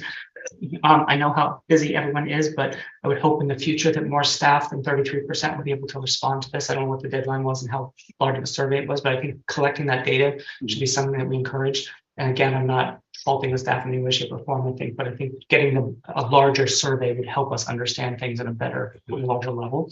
I also want to point out the recommendations about, improvements to Bellevue Senior Center. So I think that's on our radar. So I just want to throw that out there for the public who may not have seen that, just to encourage those things. It's also interesting to note about encouraging perhaps to have planning and other staff to add 1 or more days of remote work. So I think that in the whole discussion about people working remotely or not right here, we've seen that through the pandemic that is sometimes successful. And if that's going to help reduce the carbon footprint, I think we should encourage that. As we know, it's a ticking time bomb that we need to address sooner rather than later. So thank you. Thanks, Tim. Lynn? And one of the things that I always question when I see a report like that is when we're trying to make a push towards electric vehicles, is where is electricity coming from nowadays? Because if we're burning carbon somewhere to make the electricity, are we really saving anything by going to electric vehicles? And I'd like to understand the true cost or the true carbon offset that we're doing, because carbon's being produced unless we're getting it from Hydro-Quebec. And I'm not saying the numbers are not true numbers, but there's a whole bunch of coal-fired plants still out there. So, Randy, I think Jen can talk about that in the way that there is a carbon. I believe what they do is that there's a standard metrics that they use for this kind of accounting, where they do assume a certain percentage of it is coming from carbon. Also, one of our town residents recently submitted a question to Brave Little State. To share with Yeah, and so yeah, you can share that with everybody. Submitted a question asking Brave Little State to look into GMP's breakdown. And I believe they go to 6 or more people, experts in the state, and everybody starts off with, it's complicated. It's complicated in how it's accounted for, because people have a renewable energy portfolio. And one of the things GMP does is when you get solar panels, they buy the rights when you interconnect to their line to count those RECs, what they call renewable energy credits, into their portfolio. So they can say, hey, we created this energy, even though somebody else with solar panels did. And it's like, it depends on if you want to allow for that to count, or if you want to take that out. It really drastically changes the makeup of the sustainability of where the power is coming from. The other question, since I'm on electric vehicles at this point, is that when we put the electric vehicle charging stations in the VFW parking lot, that was a long time ago. We were sold to the promise that they would make us money eventually when they paid for themselves.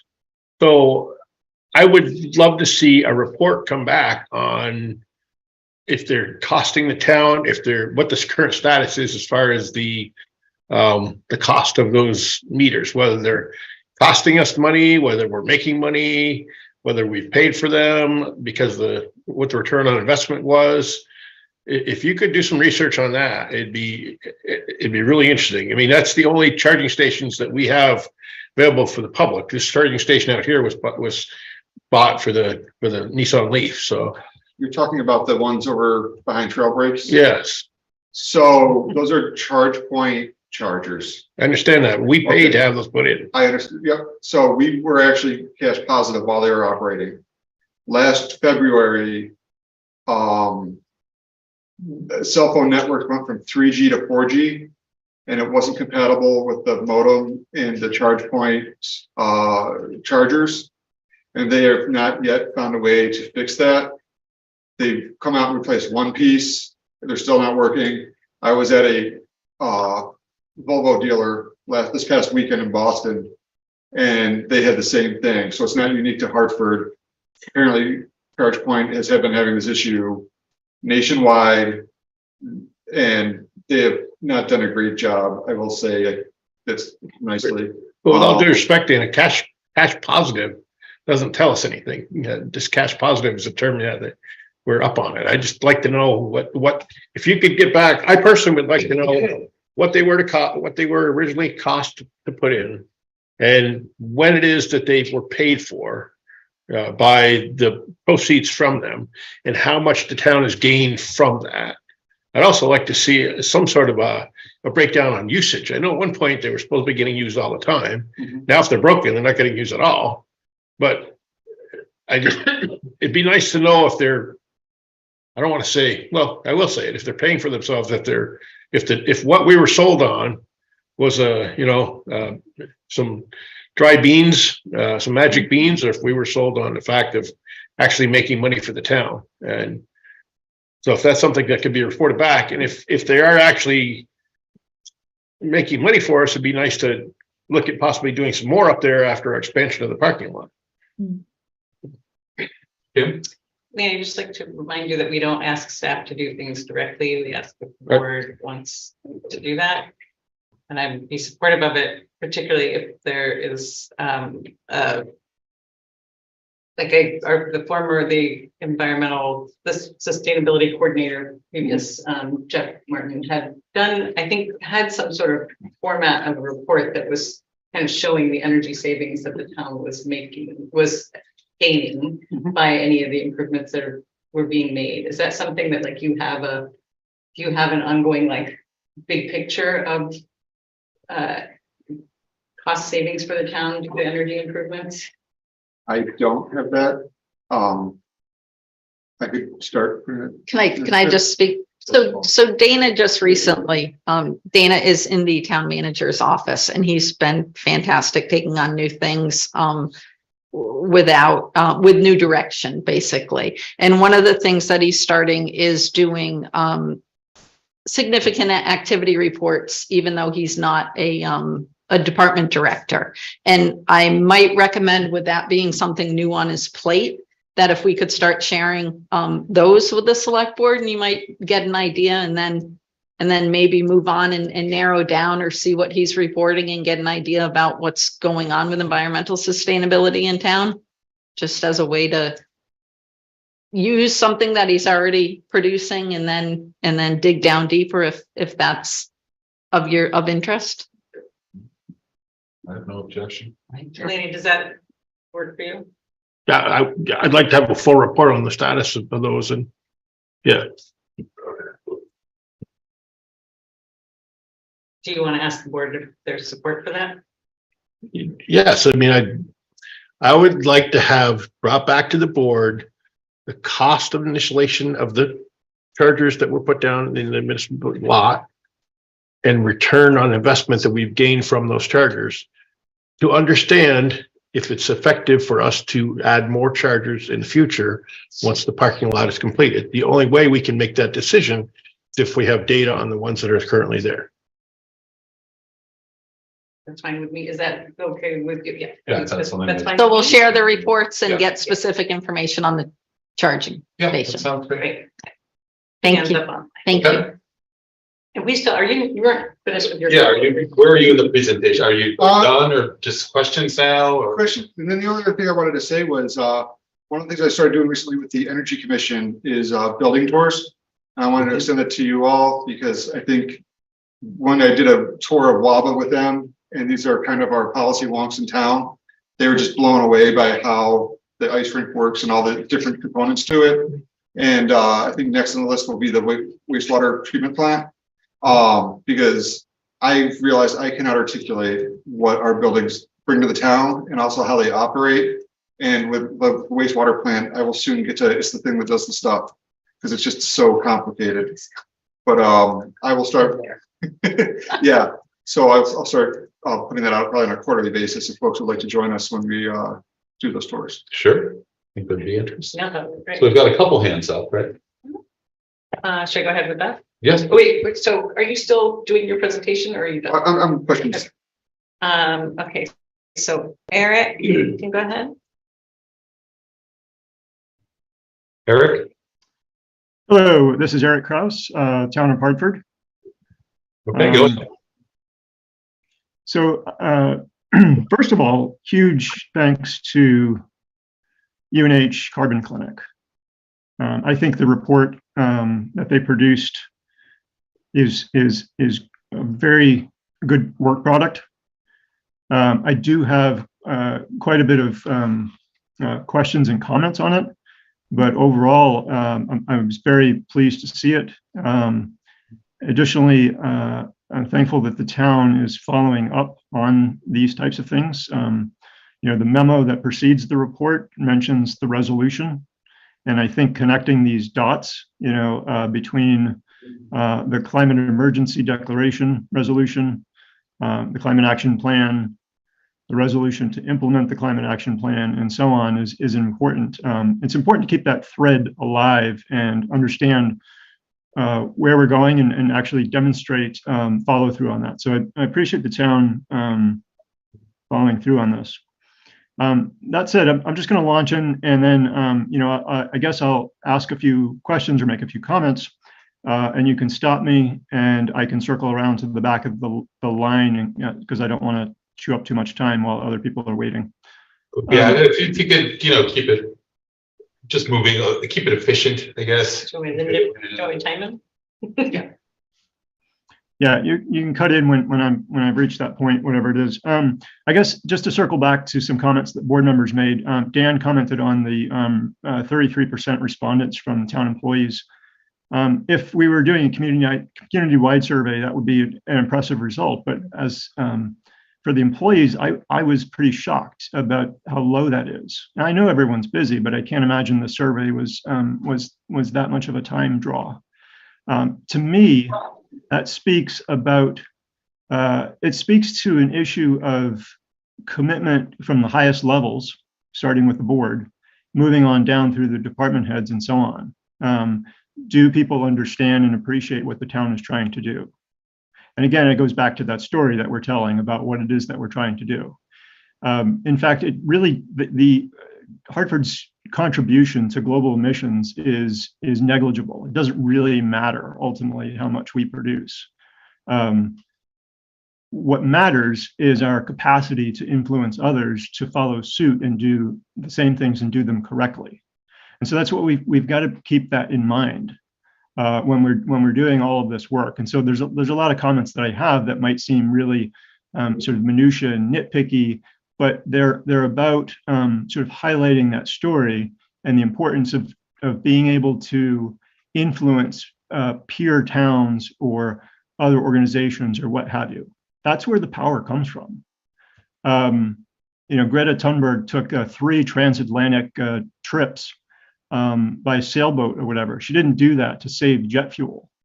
She did that to make a point and to influence others.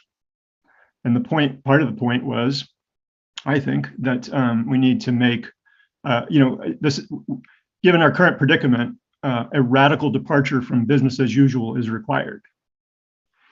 So the point that I'm trying to make here is you know, the 33% respondents is a statement about the maybe communication down through different levels of the organization. I'm just guessing. The clinic decided to treat that as representative. I don't know that that's necessarily scientifically appropriate. My guess is the data is probably a little bit skewed, that the people with the longest commutes might be least conducive to filling out the survey, but that's just speculation on my part. So anyway, I guess I would, you know, I think they're probably, that was probably the best choice to do at the time, is just to say that's representative, but I'm not sure that's true. Anyway, those are peanuts. But it gets back to let's do things the right way, so we have a story that we can tell other towns and influence other organizations and so on. The point that Lanny was bringing up about electric vehicles is really important. And you know, when you're evaluating those choices, what you should be looking at is a life cycle greenhouse gas emissions analysis. So in my mind, what I see is a graph. And on the x-axis, the y-axis, the vertical axis, is tons of CO2 equivalent. And on the y-axis is miles driven, or in the case of your you know, recently budgeted lawnmowers, might be something like operating hours. And what you're looking at is where those lines are going to cross. And an electric vehicle, for example, a battery operated vehicle, IEA.org, International Energy Agency, which is European, did a study with a relatively small electric vehicle, 40 kilowatt hour battery, pretty small by American standards. Before the vehicle rolls off the lot, the emissions should be accounted for. And in their study, they did kind of a range, but on the upper end of that range is 9.4 tons of CO2 equivalent for the battery operated vehicle and 6.0 for the conventional internal combustion engine vehicle. So you're in a deficit when you start. And then depending on your grid, how clean your grid is, which is important. New England East grid is actually darn good countrywide. It's not as good as New York, and it's not as good as California, or it's pretty close to California's CMX, but it's really good. And so we were at an advantage in that, but we don't want to discount the fact that there were 9.4 tons to start with, and that's a relatively modest amount. I think the numbers run higher than that, and certainly when you're looking at larger vehicles, the larger the battery, the larger the footprint before it even, for assembling the battery, collecting all the mining the materials for the battery, and so on. Hey, Eric, thank you. We've hit the 5-minute timer. I was wondering if you have this written somewhere with questions and comments, could you send it to us so we can follow up with Dana on it? Because I think it would be helpful, to hear what your concerns or your points are and follow up with Dana. I just want to be mindful of, the time here. Right, it would also be helpful because I'm not able to kind of like follow along. I'm having a hard time with it just coming in verbally, being able to relate it to the document as well. So if we had your questions and concerns emailed to us, I feel like I could at least follow along, even if I can't answer it better. I can certainly do some work to clean up my notes, which are a little bit scattered right now. I will cease my commenting for the moment, but because if there are other people with hands up, I'd like to give them an opportunity to speak. But I'd like to be back in the queue because I think I have some other important points to make tonight that I think that would be fine. What I would ask you to do is sort of think of what your most important points are and be able to tell them to us within the 5-minute time period. We'll take another hand and then we'll come back to you if you'd like. Okay, so the next up is Tim Burial. Tim? Oh, and Ally has her hand. Oh, no, Hey guys, I know it's getting late. Tim Ferriel from White River Junction, Vermont. I had 3 quick points, actually 4. It is an excellent study. I looked at it. I think it's got a lot of really great information. I was just curious whether there's a consideration for what I would call the offsets. For example, the portions of the landfill that are no longer used anymore are now dedicated to a solar array. So there's sort of like, is there any indication of like a credit for those commitments?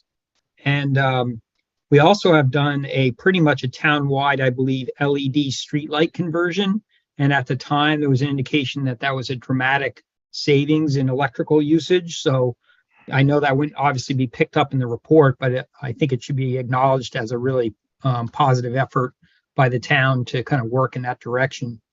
And then my final point would be that, and I don't want to complicate matters, but knowing what commercial buildings use in general in terms of a carbon footprint, that the school and all of its buildings and infrastructure would be really interesting to append onto this for both the opportunities for savings and so on. I see a lot of opportunity for having solar offsets for all of these buildings and their heavy electrical usage. So thank you. Thank you, Tim. I think I understand Tim's question. And Jen, if you could help me if I get this wrong, but the solar that was generated from our solar systems, we lease those systems. And as I mentioned earlier, the RECs are purchased by Green Mountain Power so that they claim the solar production. And according to the standard carbon accounting principles, we weren't allowed to count them in our report. Yeah, that's correct. I mean, what Green Mountain Power, the value of that financially is the ability to claim those reductions. So it's as though you're essentially swapping the power you're getting from those solar panels for grid power by virtue of GMP owning those recs.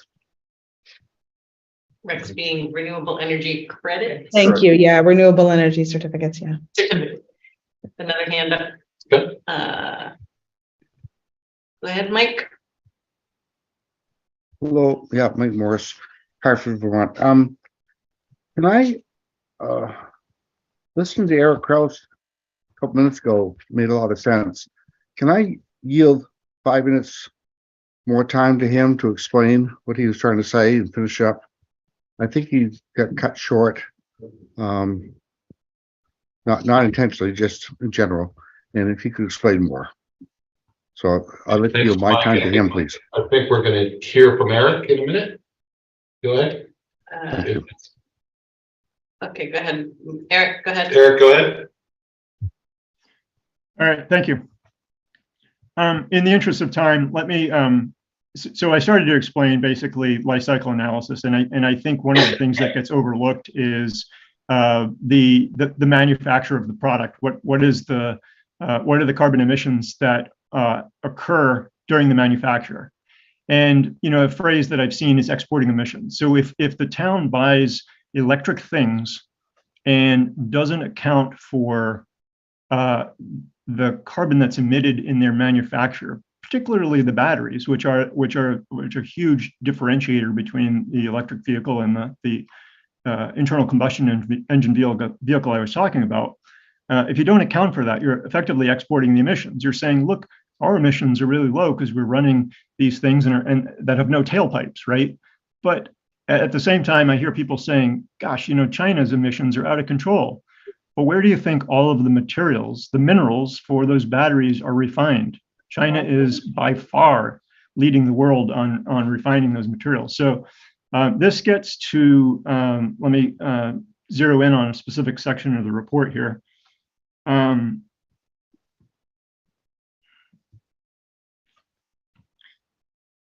Section 4, operational bounds. I was really impressed with the way the report's laid out. It's very clear as to how, what methodology is used and how the team arrived at the numbers they did, and I really appreciate that. The last statement in operational bounds reads, the town of Hartford opted to include scope 3 emissions from commuting. Sorry.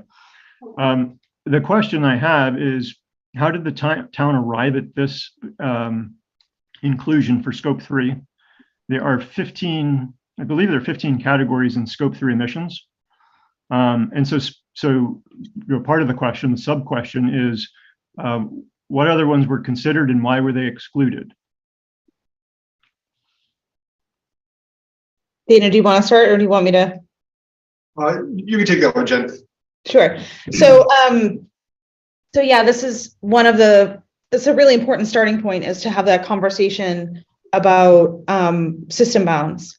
And I think I want to preface this with two things. One, that it's pretty common practice and one that we recommend to sort of, first of all, scope 1 and scope 2, which are those direct sources, the guidance is that you have to include everything in there to have a complete inventory, and scope 3 is optional. It has long been considered optional. As a best practice, that is changing, but for a long time it was considered optional because the data that is required to do those calculations for those other 15 categories that you were talking about, Eric, is really intensive. And the data required to do the calculations, even once the town or the organization has collected the activity data on their end, is also intensive. So the conversation we start with is, first, what have you already collected? What capacity do you have to collect additional information? Which of those 15 categories is relevant to you at all? Which is likely to be material? And then which is it feasible for you to collect data for? That's the conversation we have with everyone. And we also think about it from the perspective of what do we have time to do in the course of a semester? Because the clinic is set up as a class that students take for credit and it's bounded by a semester. So what we often recommend for a client that we're working with for the first time is to kind of start with what they have, see where that puts them, and identify additional scope 3 categories that it may be strategic and material for them to consider in the future. And so that's what we did with Hartford. And I think the feeling on the, Dana, correct me if I'm wrong, I think partly we were kind of going with the data that we knew we had available or had access to. And we were thinking about it from a UNH perspective in terms of what we had, frankly, the time to analyze for you all in the course of the semester. We'd be very happy to do a subsequent study, adding on additional scopes if that's something that y'all are interested in and you wanted to apply to be part of the clinic again. May I respond to that? Yes. Yeah, thank you for that, Jen. I totally understand that that the clinic has time limitations and needs to scope things. Really, what I'm interested in is understanding the town policy. What I would expect to see from this on this topic really is a position paper from the town.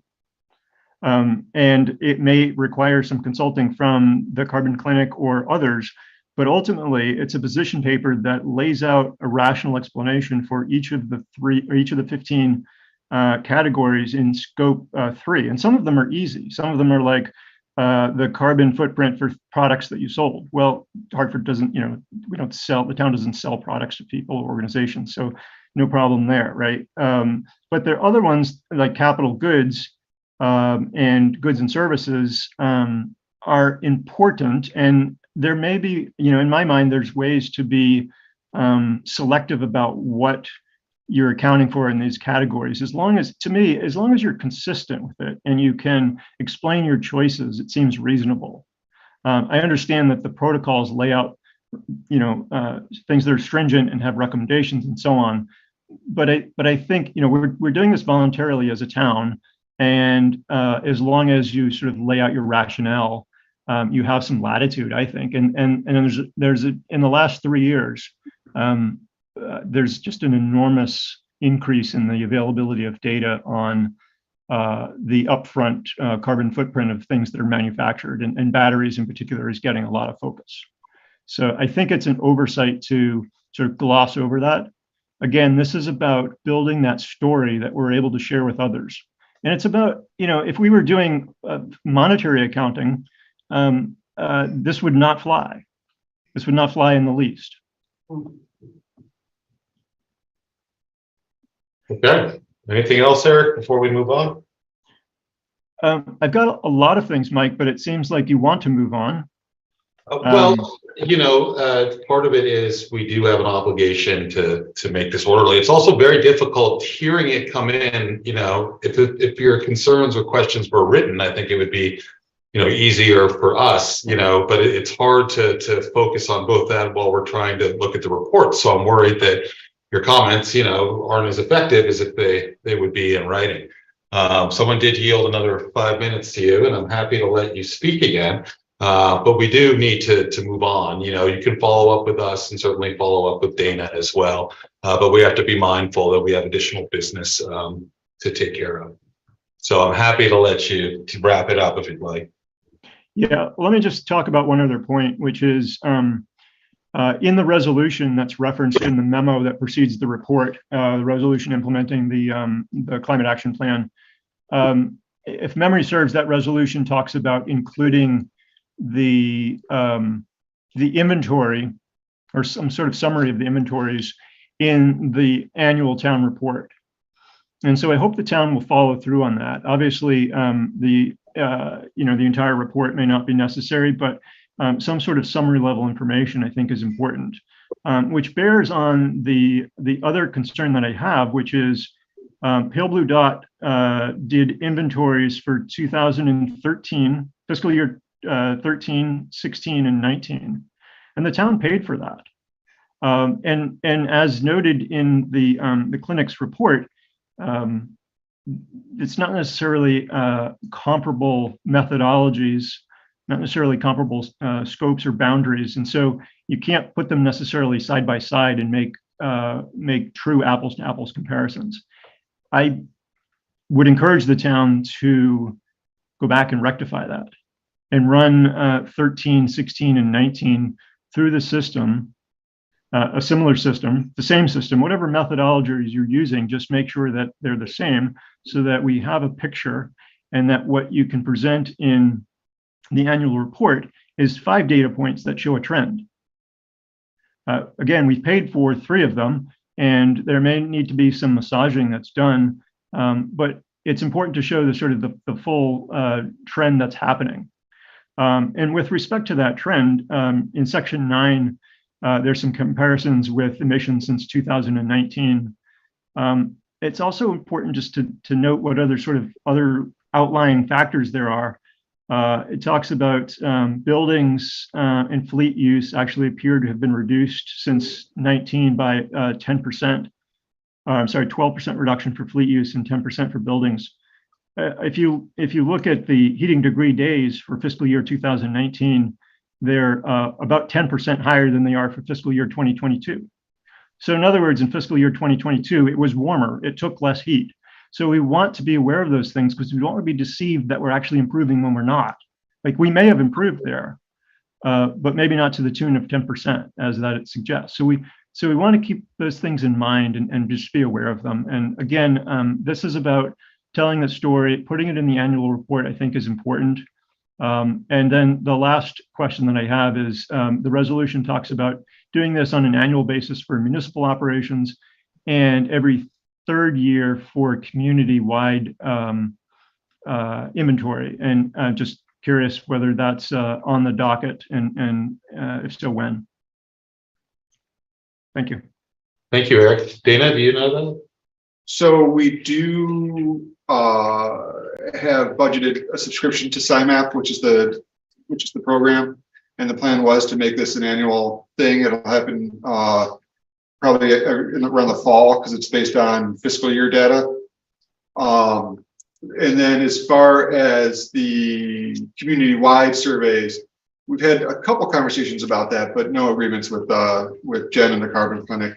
I don't know, Jen, what are your thoughts on doing community-wide? Yeah, it's super different boundaries. So I think the earliest we would be able to take that on with you would be next spring, but open to having the conversation and or could put you in the direction of other resources, either, both. Okay. Yeah. Anything else for Dana or for Jen? Yeah. All right. I mean, I think following up on Laney's question about the fossil fuels use, where do we stand on the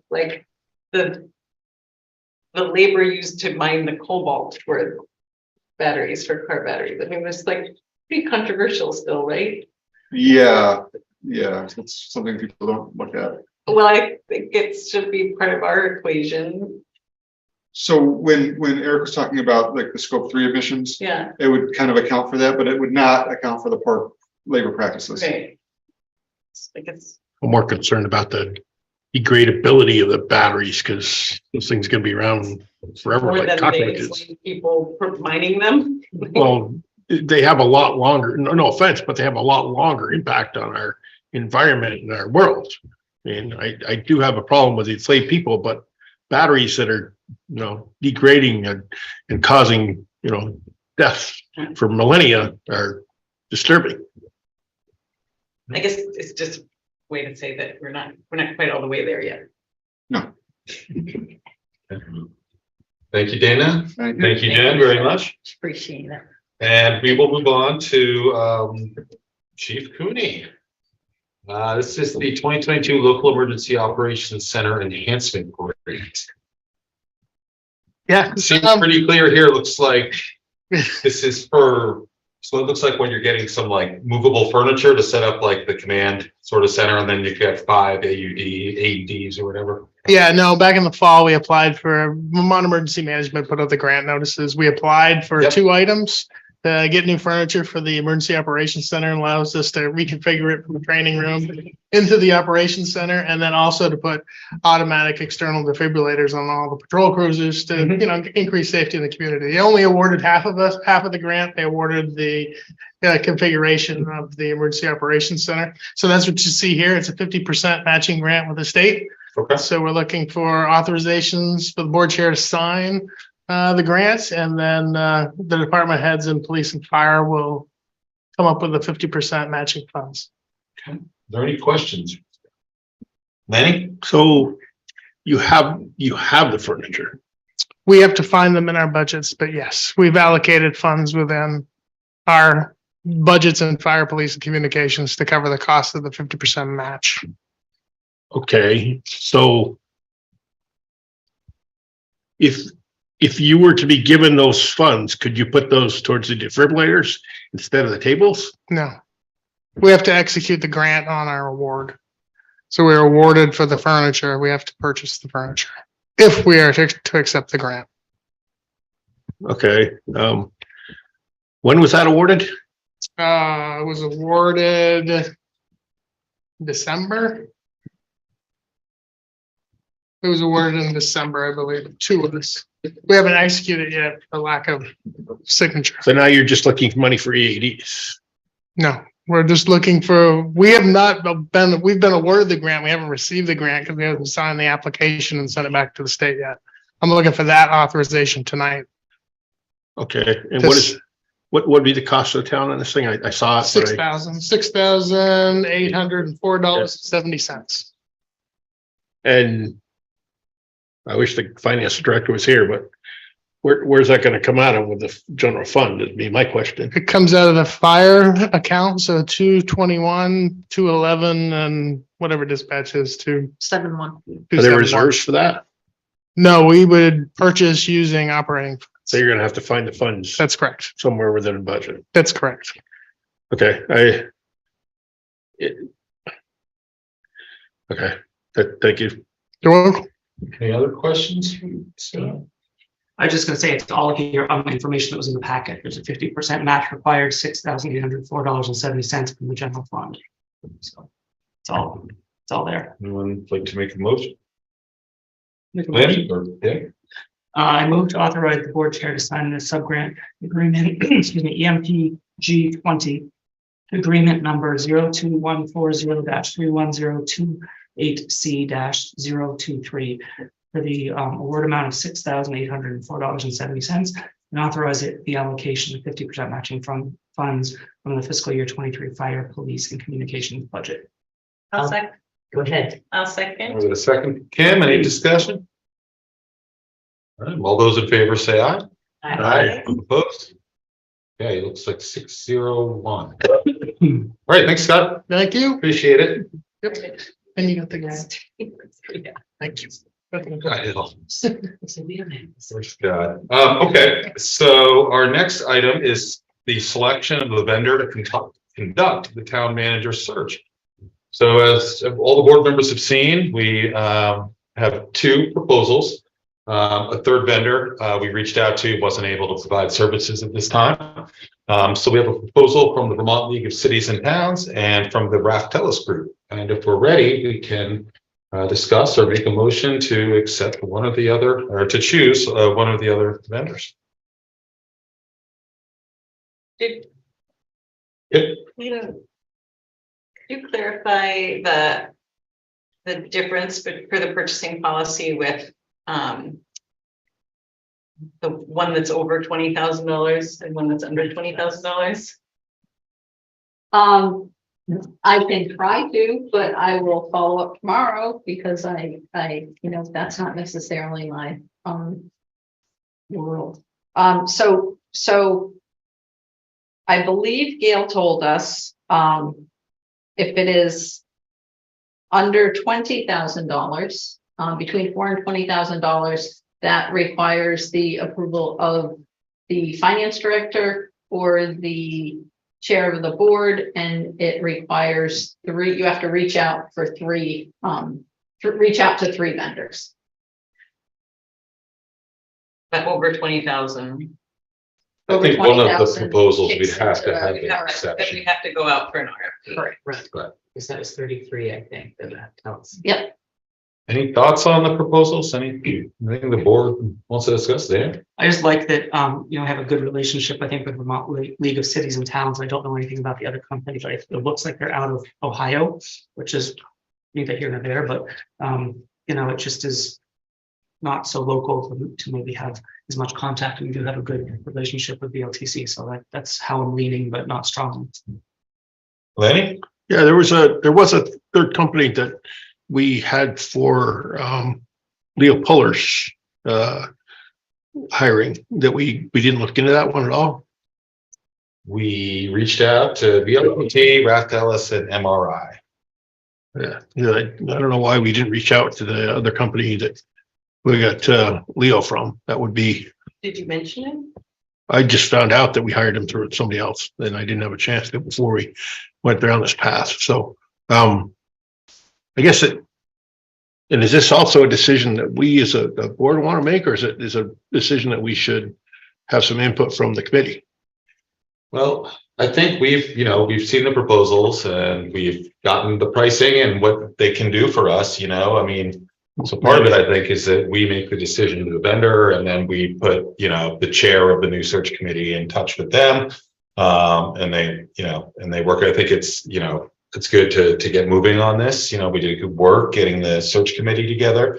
This would be the next step. And then, the search committee, I think, is meeting the 29th, maybe, or Thursday. And so they'll have a chair. We can put them in touch with the vendor, and I think they can just, they can hit the ground running. The only question I guess I have is that you have people like Gabrielle who have extensive experience in human resources that may have other contacts that we don't know about, that we just look at things that we've brought up, that they may mean the reason we have a committee is to bring out other ideas. So I'm not sure this actually has to happen today, or if we can let the committee start work and see if they can bring ideas to us as far as other agencies that we should perhaps look at that would be worthwhile in this search.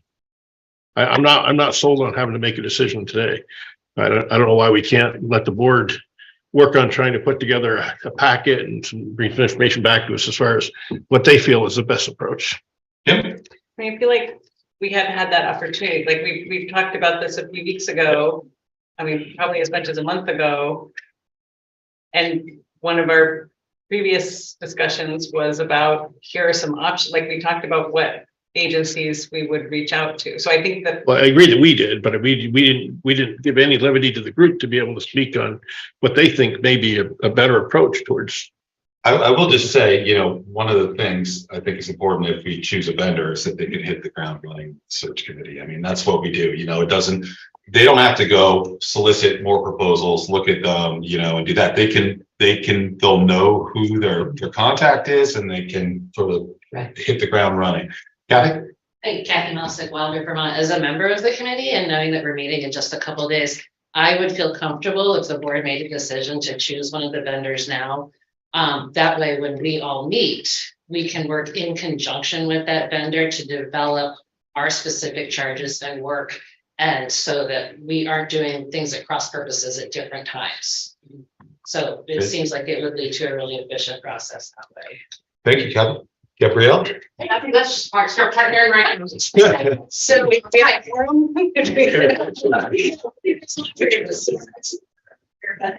There's not sure it's online. So I'm sorry, Gabrielle, Hartford Village. So I appreciate it and thank you, Lonnie, for considering the committee and the folks that are pulled together.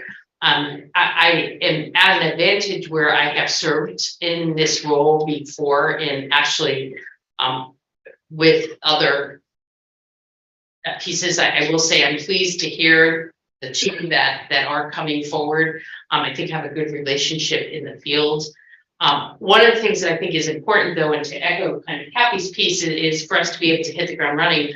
But the other issue why tonight is important and that it be a board decision is it is about the funding piece.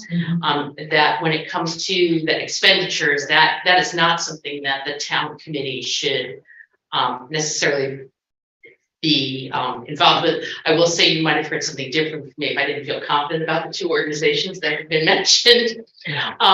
But the other element though too, and I think here is that dynamic, and while I've not seen the proposals, my hope is that avenues that will get worked out with whoever the firm is and the committee, for example, is sourcing. Are we bound to just only those candidates who they find for us? And I will actually step back to, I know a previous town manager was mentioned.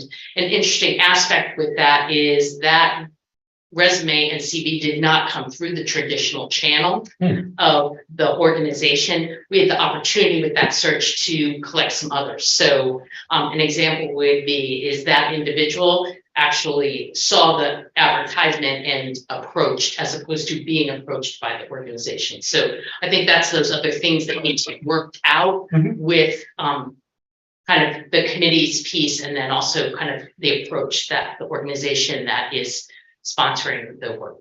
So. Yeah, my biggest concern is to make sure that we have a search that is conducted with a broad enough range, whoever the firm is, to have a broad enough range to get qualified people like Leo that came from, out west. That's a few hands up. Sure. And I'm apologize, I don't know who came first, but why don't we go with Ally first? Yeah, thanks. And thanks to the committee members who weighed in too. Yeah, just to chime in briefly, and I did ask some follow-up questions to VLCT, and I know I shared the manager and select board sort of training that they offer, their presentation that they did to the board back in July 2020. I know I sent that recently, so maybe folks haven't seen it yet, but I was very impressed by that presentation, and I do, to your point, Dan, I think that we have that relationship with the LCT, and they know this context really well, and they've worked with Hartford before.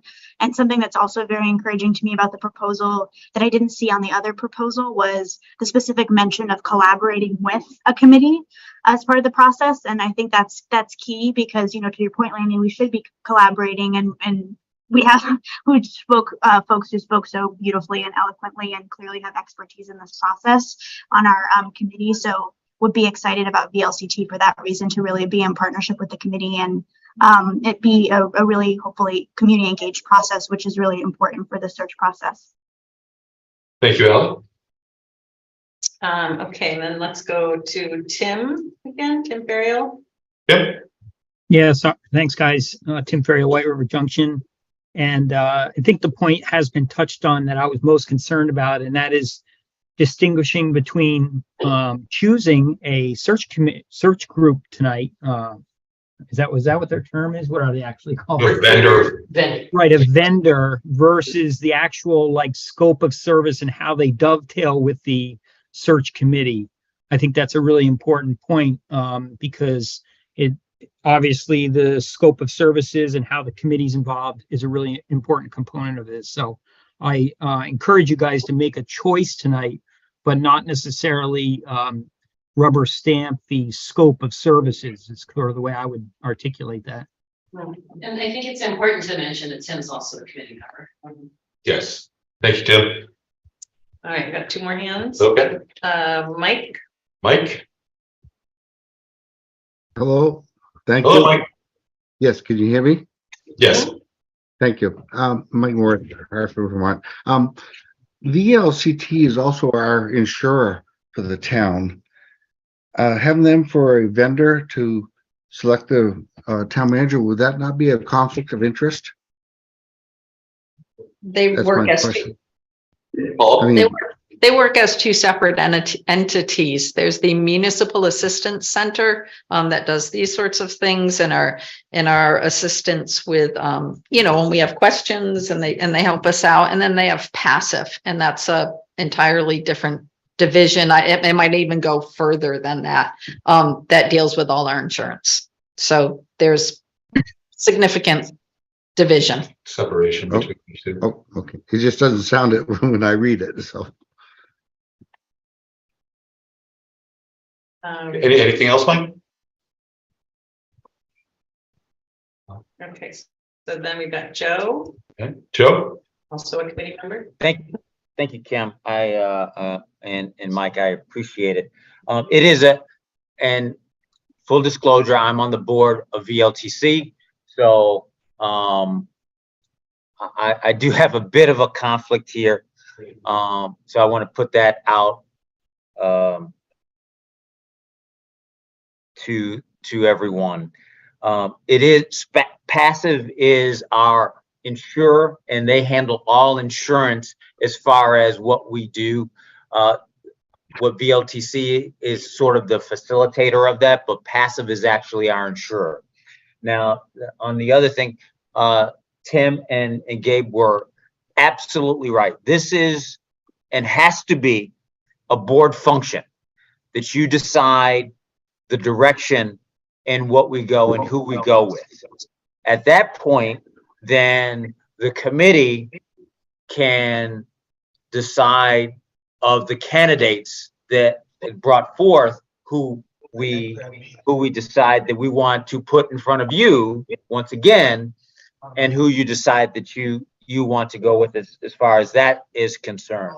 I would say this, I think it would be prudent to hire whomever you decide, whether it be VLTC or another organization, and to put out on whatever Glassdoor or Monster or Indeed that there is an opening. I think that because the wider the net, the better the choices, and we can discern from that. It may mean a little bit more work on the committee's part, but quite frankly, I think we're up to the task. We need to hit a home run on this one. I think the town is expecting that, and to put forth candidates to the select board that are of optimum choice. Having been on the second half of the last choice of the candidates that we went through, I'm not sure if that was thoroughly vetted.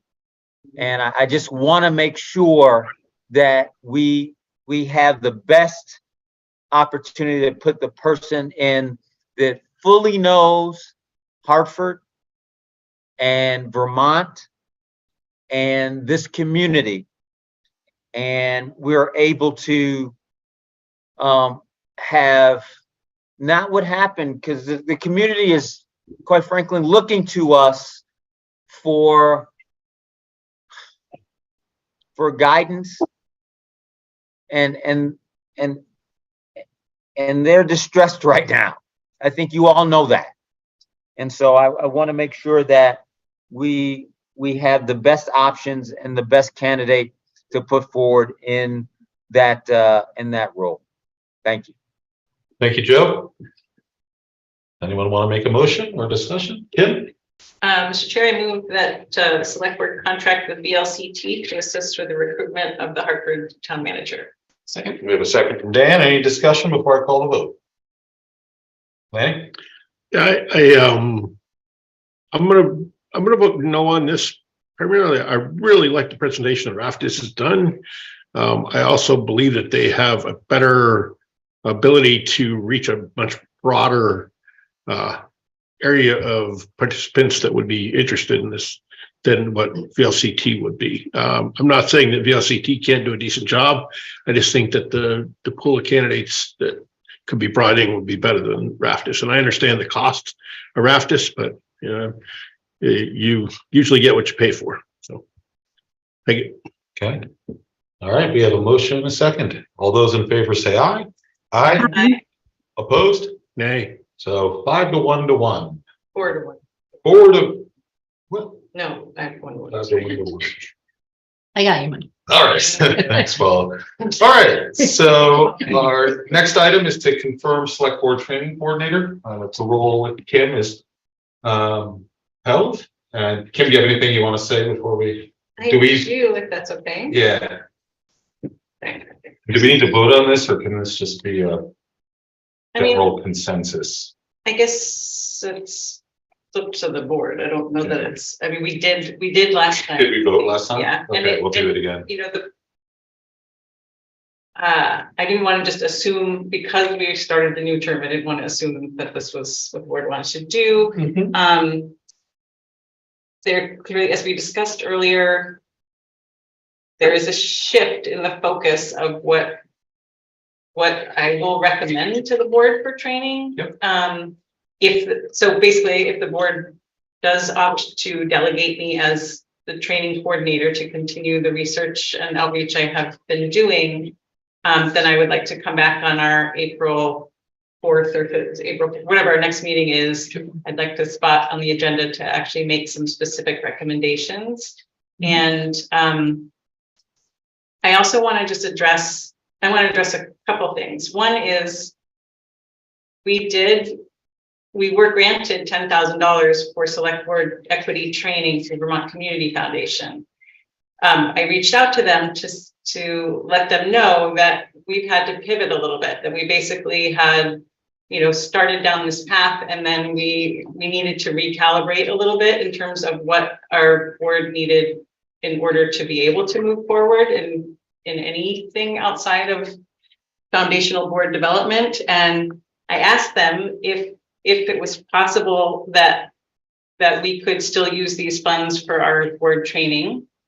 And they got back to me. They're primarily supportive of it. They're basically asking me to answer 6 questions back to them, kind of about the next plan for our training.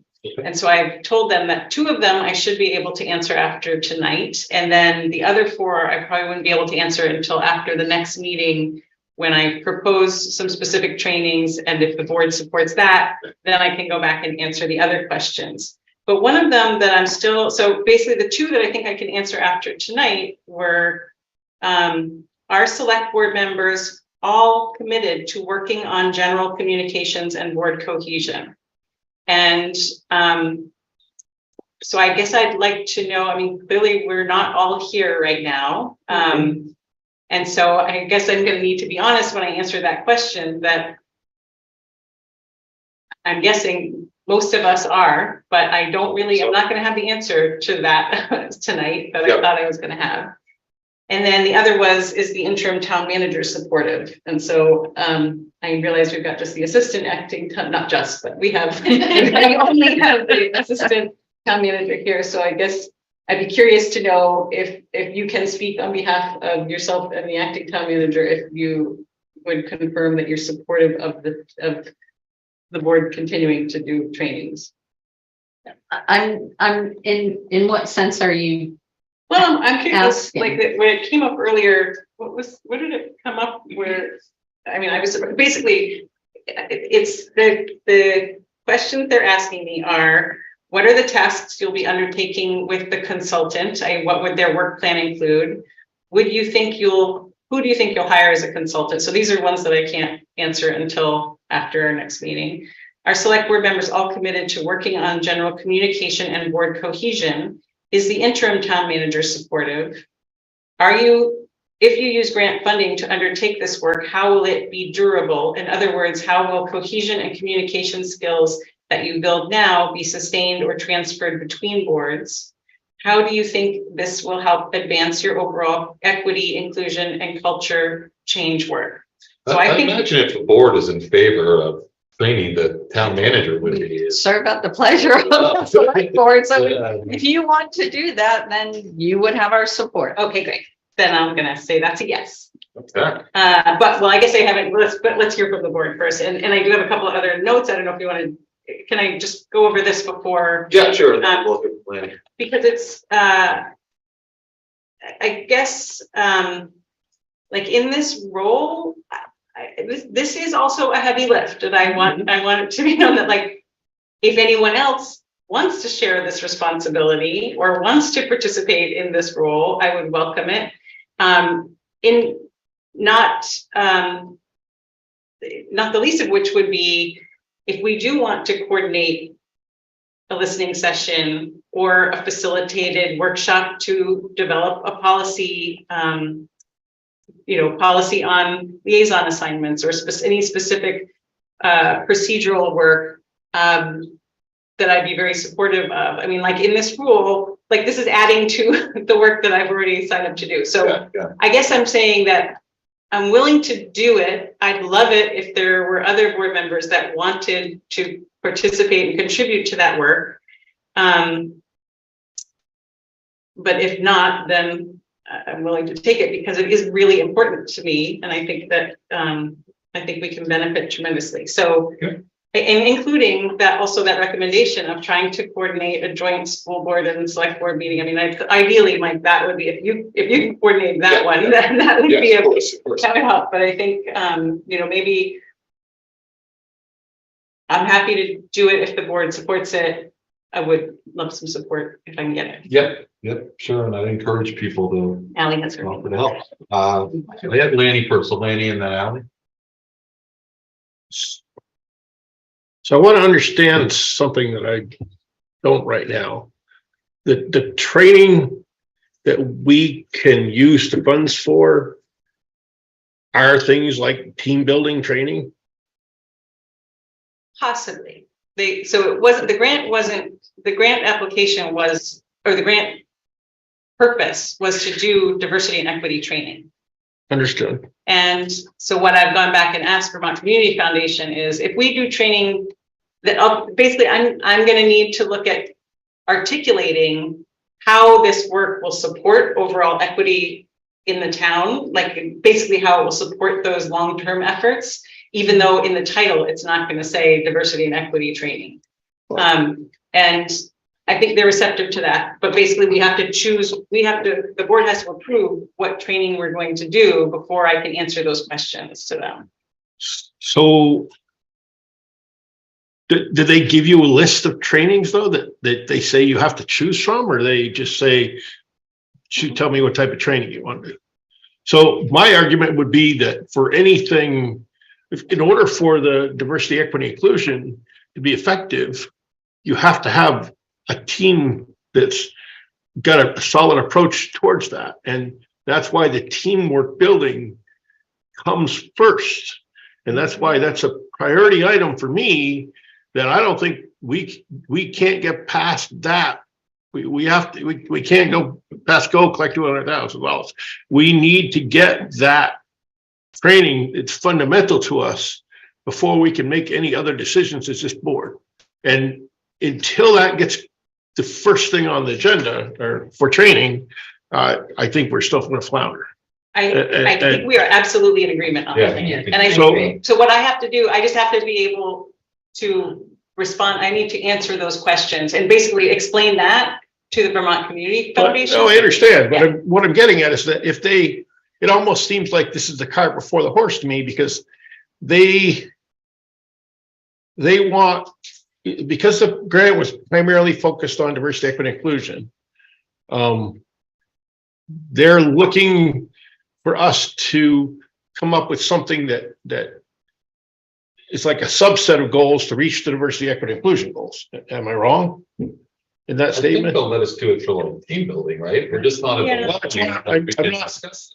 So when we first, like, I drafted the application, Tracy submitted it, but basically like what we described in the application with the work that we wanted to do was based on workshops that we wanted to do with Abundant Sun.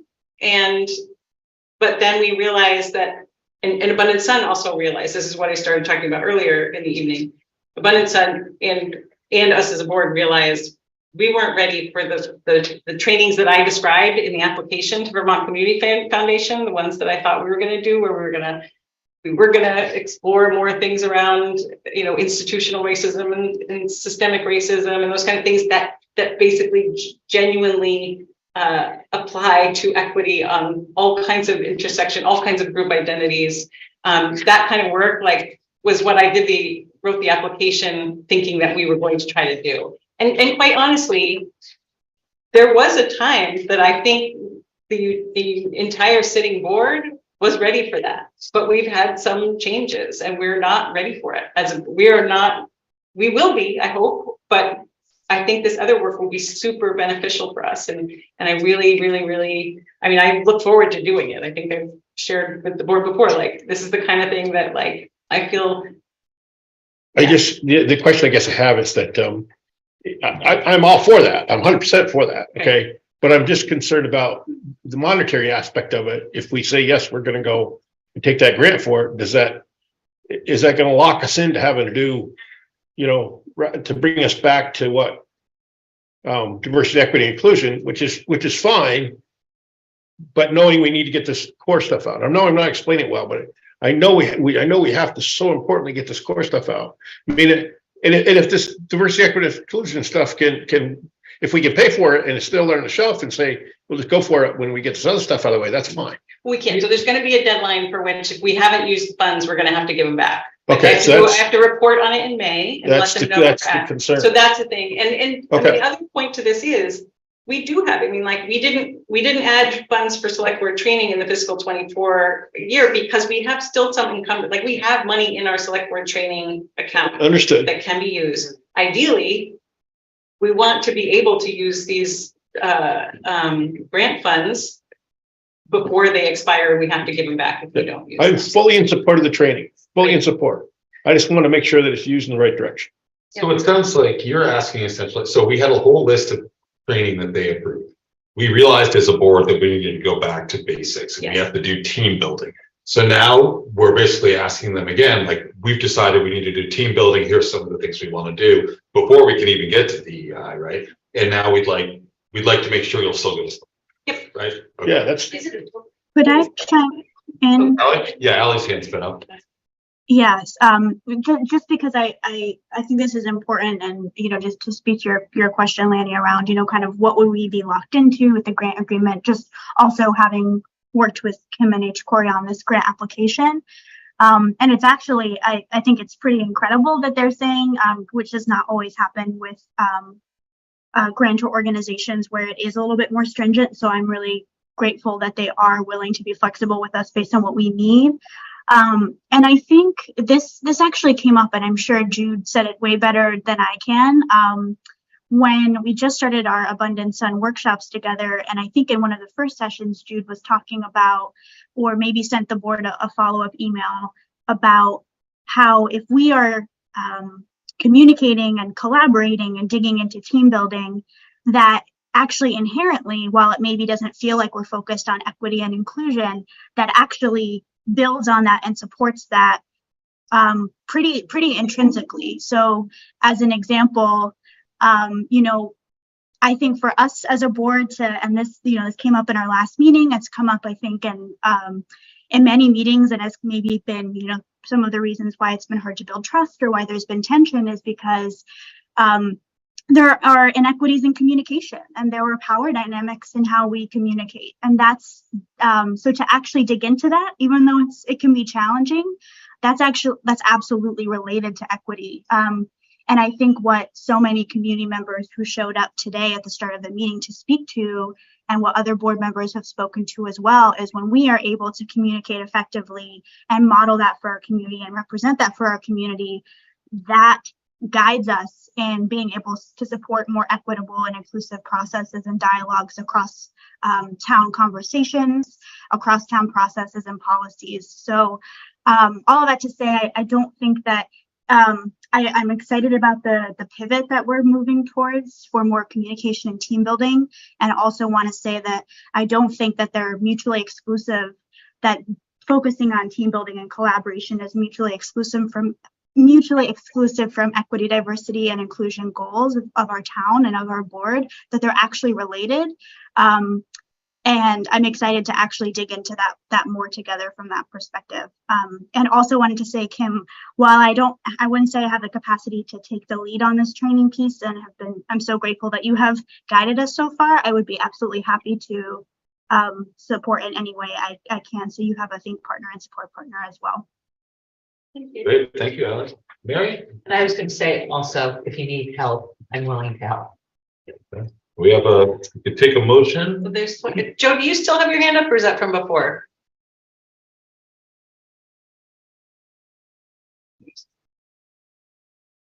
It looks, I think Joe might have his hand up from before. Okay. Well, I think I'd be ready to hear a motion to confirm Kim Souza as select board planning coordinator. Yeah. I can make a motion that Kim continue as our select board training coordinator with the support of Holly and Mary as needed. And I'll second that motion. Wait a second. Any discussion? All those in favor say aye. Aye. Aye. Opposed? I'll abstain. Okay, so 5-1-1. All right, last thing is sort of a technical thing to ratify the change we made couple meetings ago to the town manager search committee. We just need it from 9 members to 10 so that we could have 2 staff members be on there. And so I'd be happy to hear a motion to ratify that modification. Does anyone? We have a sample motion. Oh, that's a right. recommended motion if anyone wants to read it. Yeah, but I just like it read out again as far as what the members are because they weren't listed before. So it should be read out who the members of this committee are because it didn't list. We're including Connie and Gail and Connie and Scott on it. So it should list the members of the committee when we do this. I don't know if we have to do that. No, because you vote, you approve all the individuals. It's the charge that needs to be We ratify changed, the and you need charge to ratify the that we adding 2 people, more. and then we Yeah. just have to ratify that we decided we change it from 9 to 10 with the 2 staff. So I don't know that we need to read everybody out. They're recorded in the minutes. Yeah. Well, I'll take a motion. Happy to make a motion if you're, Lenny, are you okay with that? I guess I don't have a choice. Go ahead. Or if you want to pull them up and make the motion, and then you can read those names. It just doesn't seem like it's necessary to do that as part of this. Heidi? Yeah, cool. Heidi Duto, White River Junction, Vermont. At the actual meeting where you had all of the candidates come, I want clarification if I could, please. I believe that nothing's being spoken here about Kim Souza saying that if Lanny Collins was elected, that she would be willing to give up her seat to Lanny. Is that also one of the changes being addressed this evening? Nope, that's not one of the changes. She was appointed initially to the committee, and unless and until the board, she decides to step down and the board accepts that resignation and appoints someone else, the committee is going to stay as it was. That was said last week also at the, I know. I mean, until we have a motion to do something, it's, you know, the charge of the committee stands and the appointments were made and voted on. So we would need a new motion to do something different, and that's not before us. This is just to ratify the change in the membership. those were statements made by Kim Souza, not once but twice in this meeting. And I think that those should be held and set forth. Okay, we appreciate your comment. Thank you. Okay, I'm willing to take a motion. And if that's not going to happen, then maybe they both should be on and make that a ratification from 10 to 11. No, if someone wants to make that motion, they can. I am. Well, someone on the board, Hattie. I am. I'm a paying citizen of not one property, but 2 properties in this town. I am. I understand that you're a citizen of the town, but I don't think a citizen can make a motion. Thanks, though. Anyone want to make this motion? Another See you citizen later. said that maybe 2 employees should be on, so I'm making a ratification of maybe 2 select Well, board members should be that on. was when we were discussing the formation of the committee. It fit in with Well, business. This is something that's different. We've already decided on the membership, and I think we should take a vote on this. Michael, may I speak for a moment, please? Yes, you can speak, Heidi. This is something that was said not in 1 meeting, but in 2 meetings. And now it's being rescinded Well, after the people are fact. free to rescind what they say. It's not a contract, that's binding. And a lot of things happen between those statements and to get us here that may have caused someone to reconsider. So thank you for your comments. Please make it quick. We're going to vote on this and we have business to finish up. Thank you. Had I known it was going to be noted and rescinded, I would have made that notion at the original meeting. So now I would like to make that noted, Okay, that I would like to have both. Select board members make motions. Mr. you're- Farrell made the motion. We made a for both. suggestion that the board thought was good, so a board member made a motion and we voted on it. Sorry. So please make a motion on this one, but like. Mr. Chair, I move that the committee, I move that to ratify the decision of the select board on March 6, 2023, and modify the charge of the 2023 Town Manager Search Committee to read as follows. For the membership section, the committee shall consist of 10 members appointed by the select board, including 1 member of the select board and 2 employees of the town of Hartford. The members of the committee shall be residents of Hartford, except for the town of Hartford employees who may be non-residents. The town of Hartford employees and select board member will serve as non-voting members. The committee shall designate a chair and vice chair by vote of its members. I'll second. Okay, we got a second from Dan. Any discussion? Lanny? Yeah, I don't think that we're being quite fair to, Yes, Lanny? I don't think we're being quite fair to Heidi not hearing what she has to say. We're not listening to what she has to say. We're hearing it, but we're not doing a very good job of listening. And I just think it's fair to the people of Hartford to have I'm just gonna let it go, give me a railroad. Go ahead, whatever. Okay, well, any board member was free to make that motion. No one did. So I will take the call a vote. All those in favor say aye. Aye. Opposed? Nay. Okay, so we'll move on to the consent agenda. Yeah, So 511. 511. Yeah, I'd like to make a motion if I can. yep. I'd like to make a motion to approve. Wait, sorry. We are, I think, well, I guess we could just vote against it, but both Lanny and I want to make modifications to the minutes for March 9th. So I think either we take them out, I'm sorry to interrupt, or we Take them out and table them until next month, next That's meeting. okay. I mean, obviously we can vote on it, but I would. So you're just not approving the meeting minutes of 3/9 at this point? At this Correct. point, I think just Okay. leave them out of them. Yep, that works. Yeah, Okay, so I'd like to make a motion to approve payroll ending 3/18/2023, approve meeting minutes of 3/6/2023, approve the AP manifest of 3/17/2023 and 3/21/23, approve select board meetings of 4/4/23 and 4/18/2023. okay. I have a second. I'll second the motion. All right, we'll second. All those in favor say aye. Aye. Opposed? Okay, 601. All right, we do have an executive session scheduled. Do people still want to do that? Given the hour. I'm fine. No. We did. No, Um, it's not urgent and. Considering that we're lacking a select board member. It is true. Is it, do you have any idea about how much time it would take? I don't think it would take particularly I long. honestly can't remember when it was for. We're lacking a member, and I think it's fair to have all members of the select board. Yeah, I think that's probably true since this isn't time sensitive. Okay. So we'll table that. Oh, okay. I remember what it is. All right, so I'll take a motion to adjourn. Adjourn.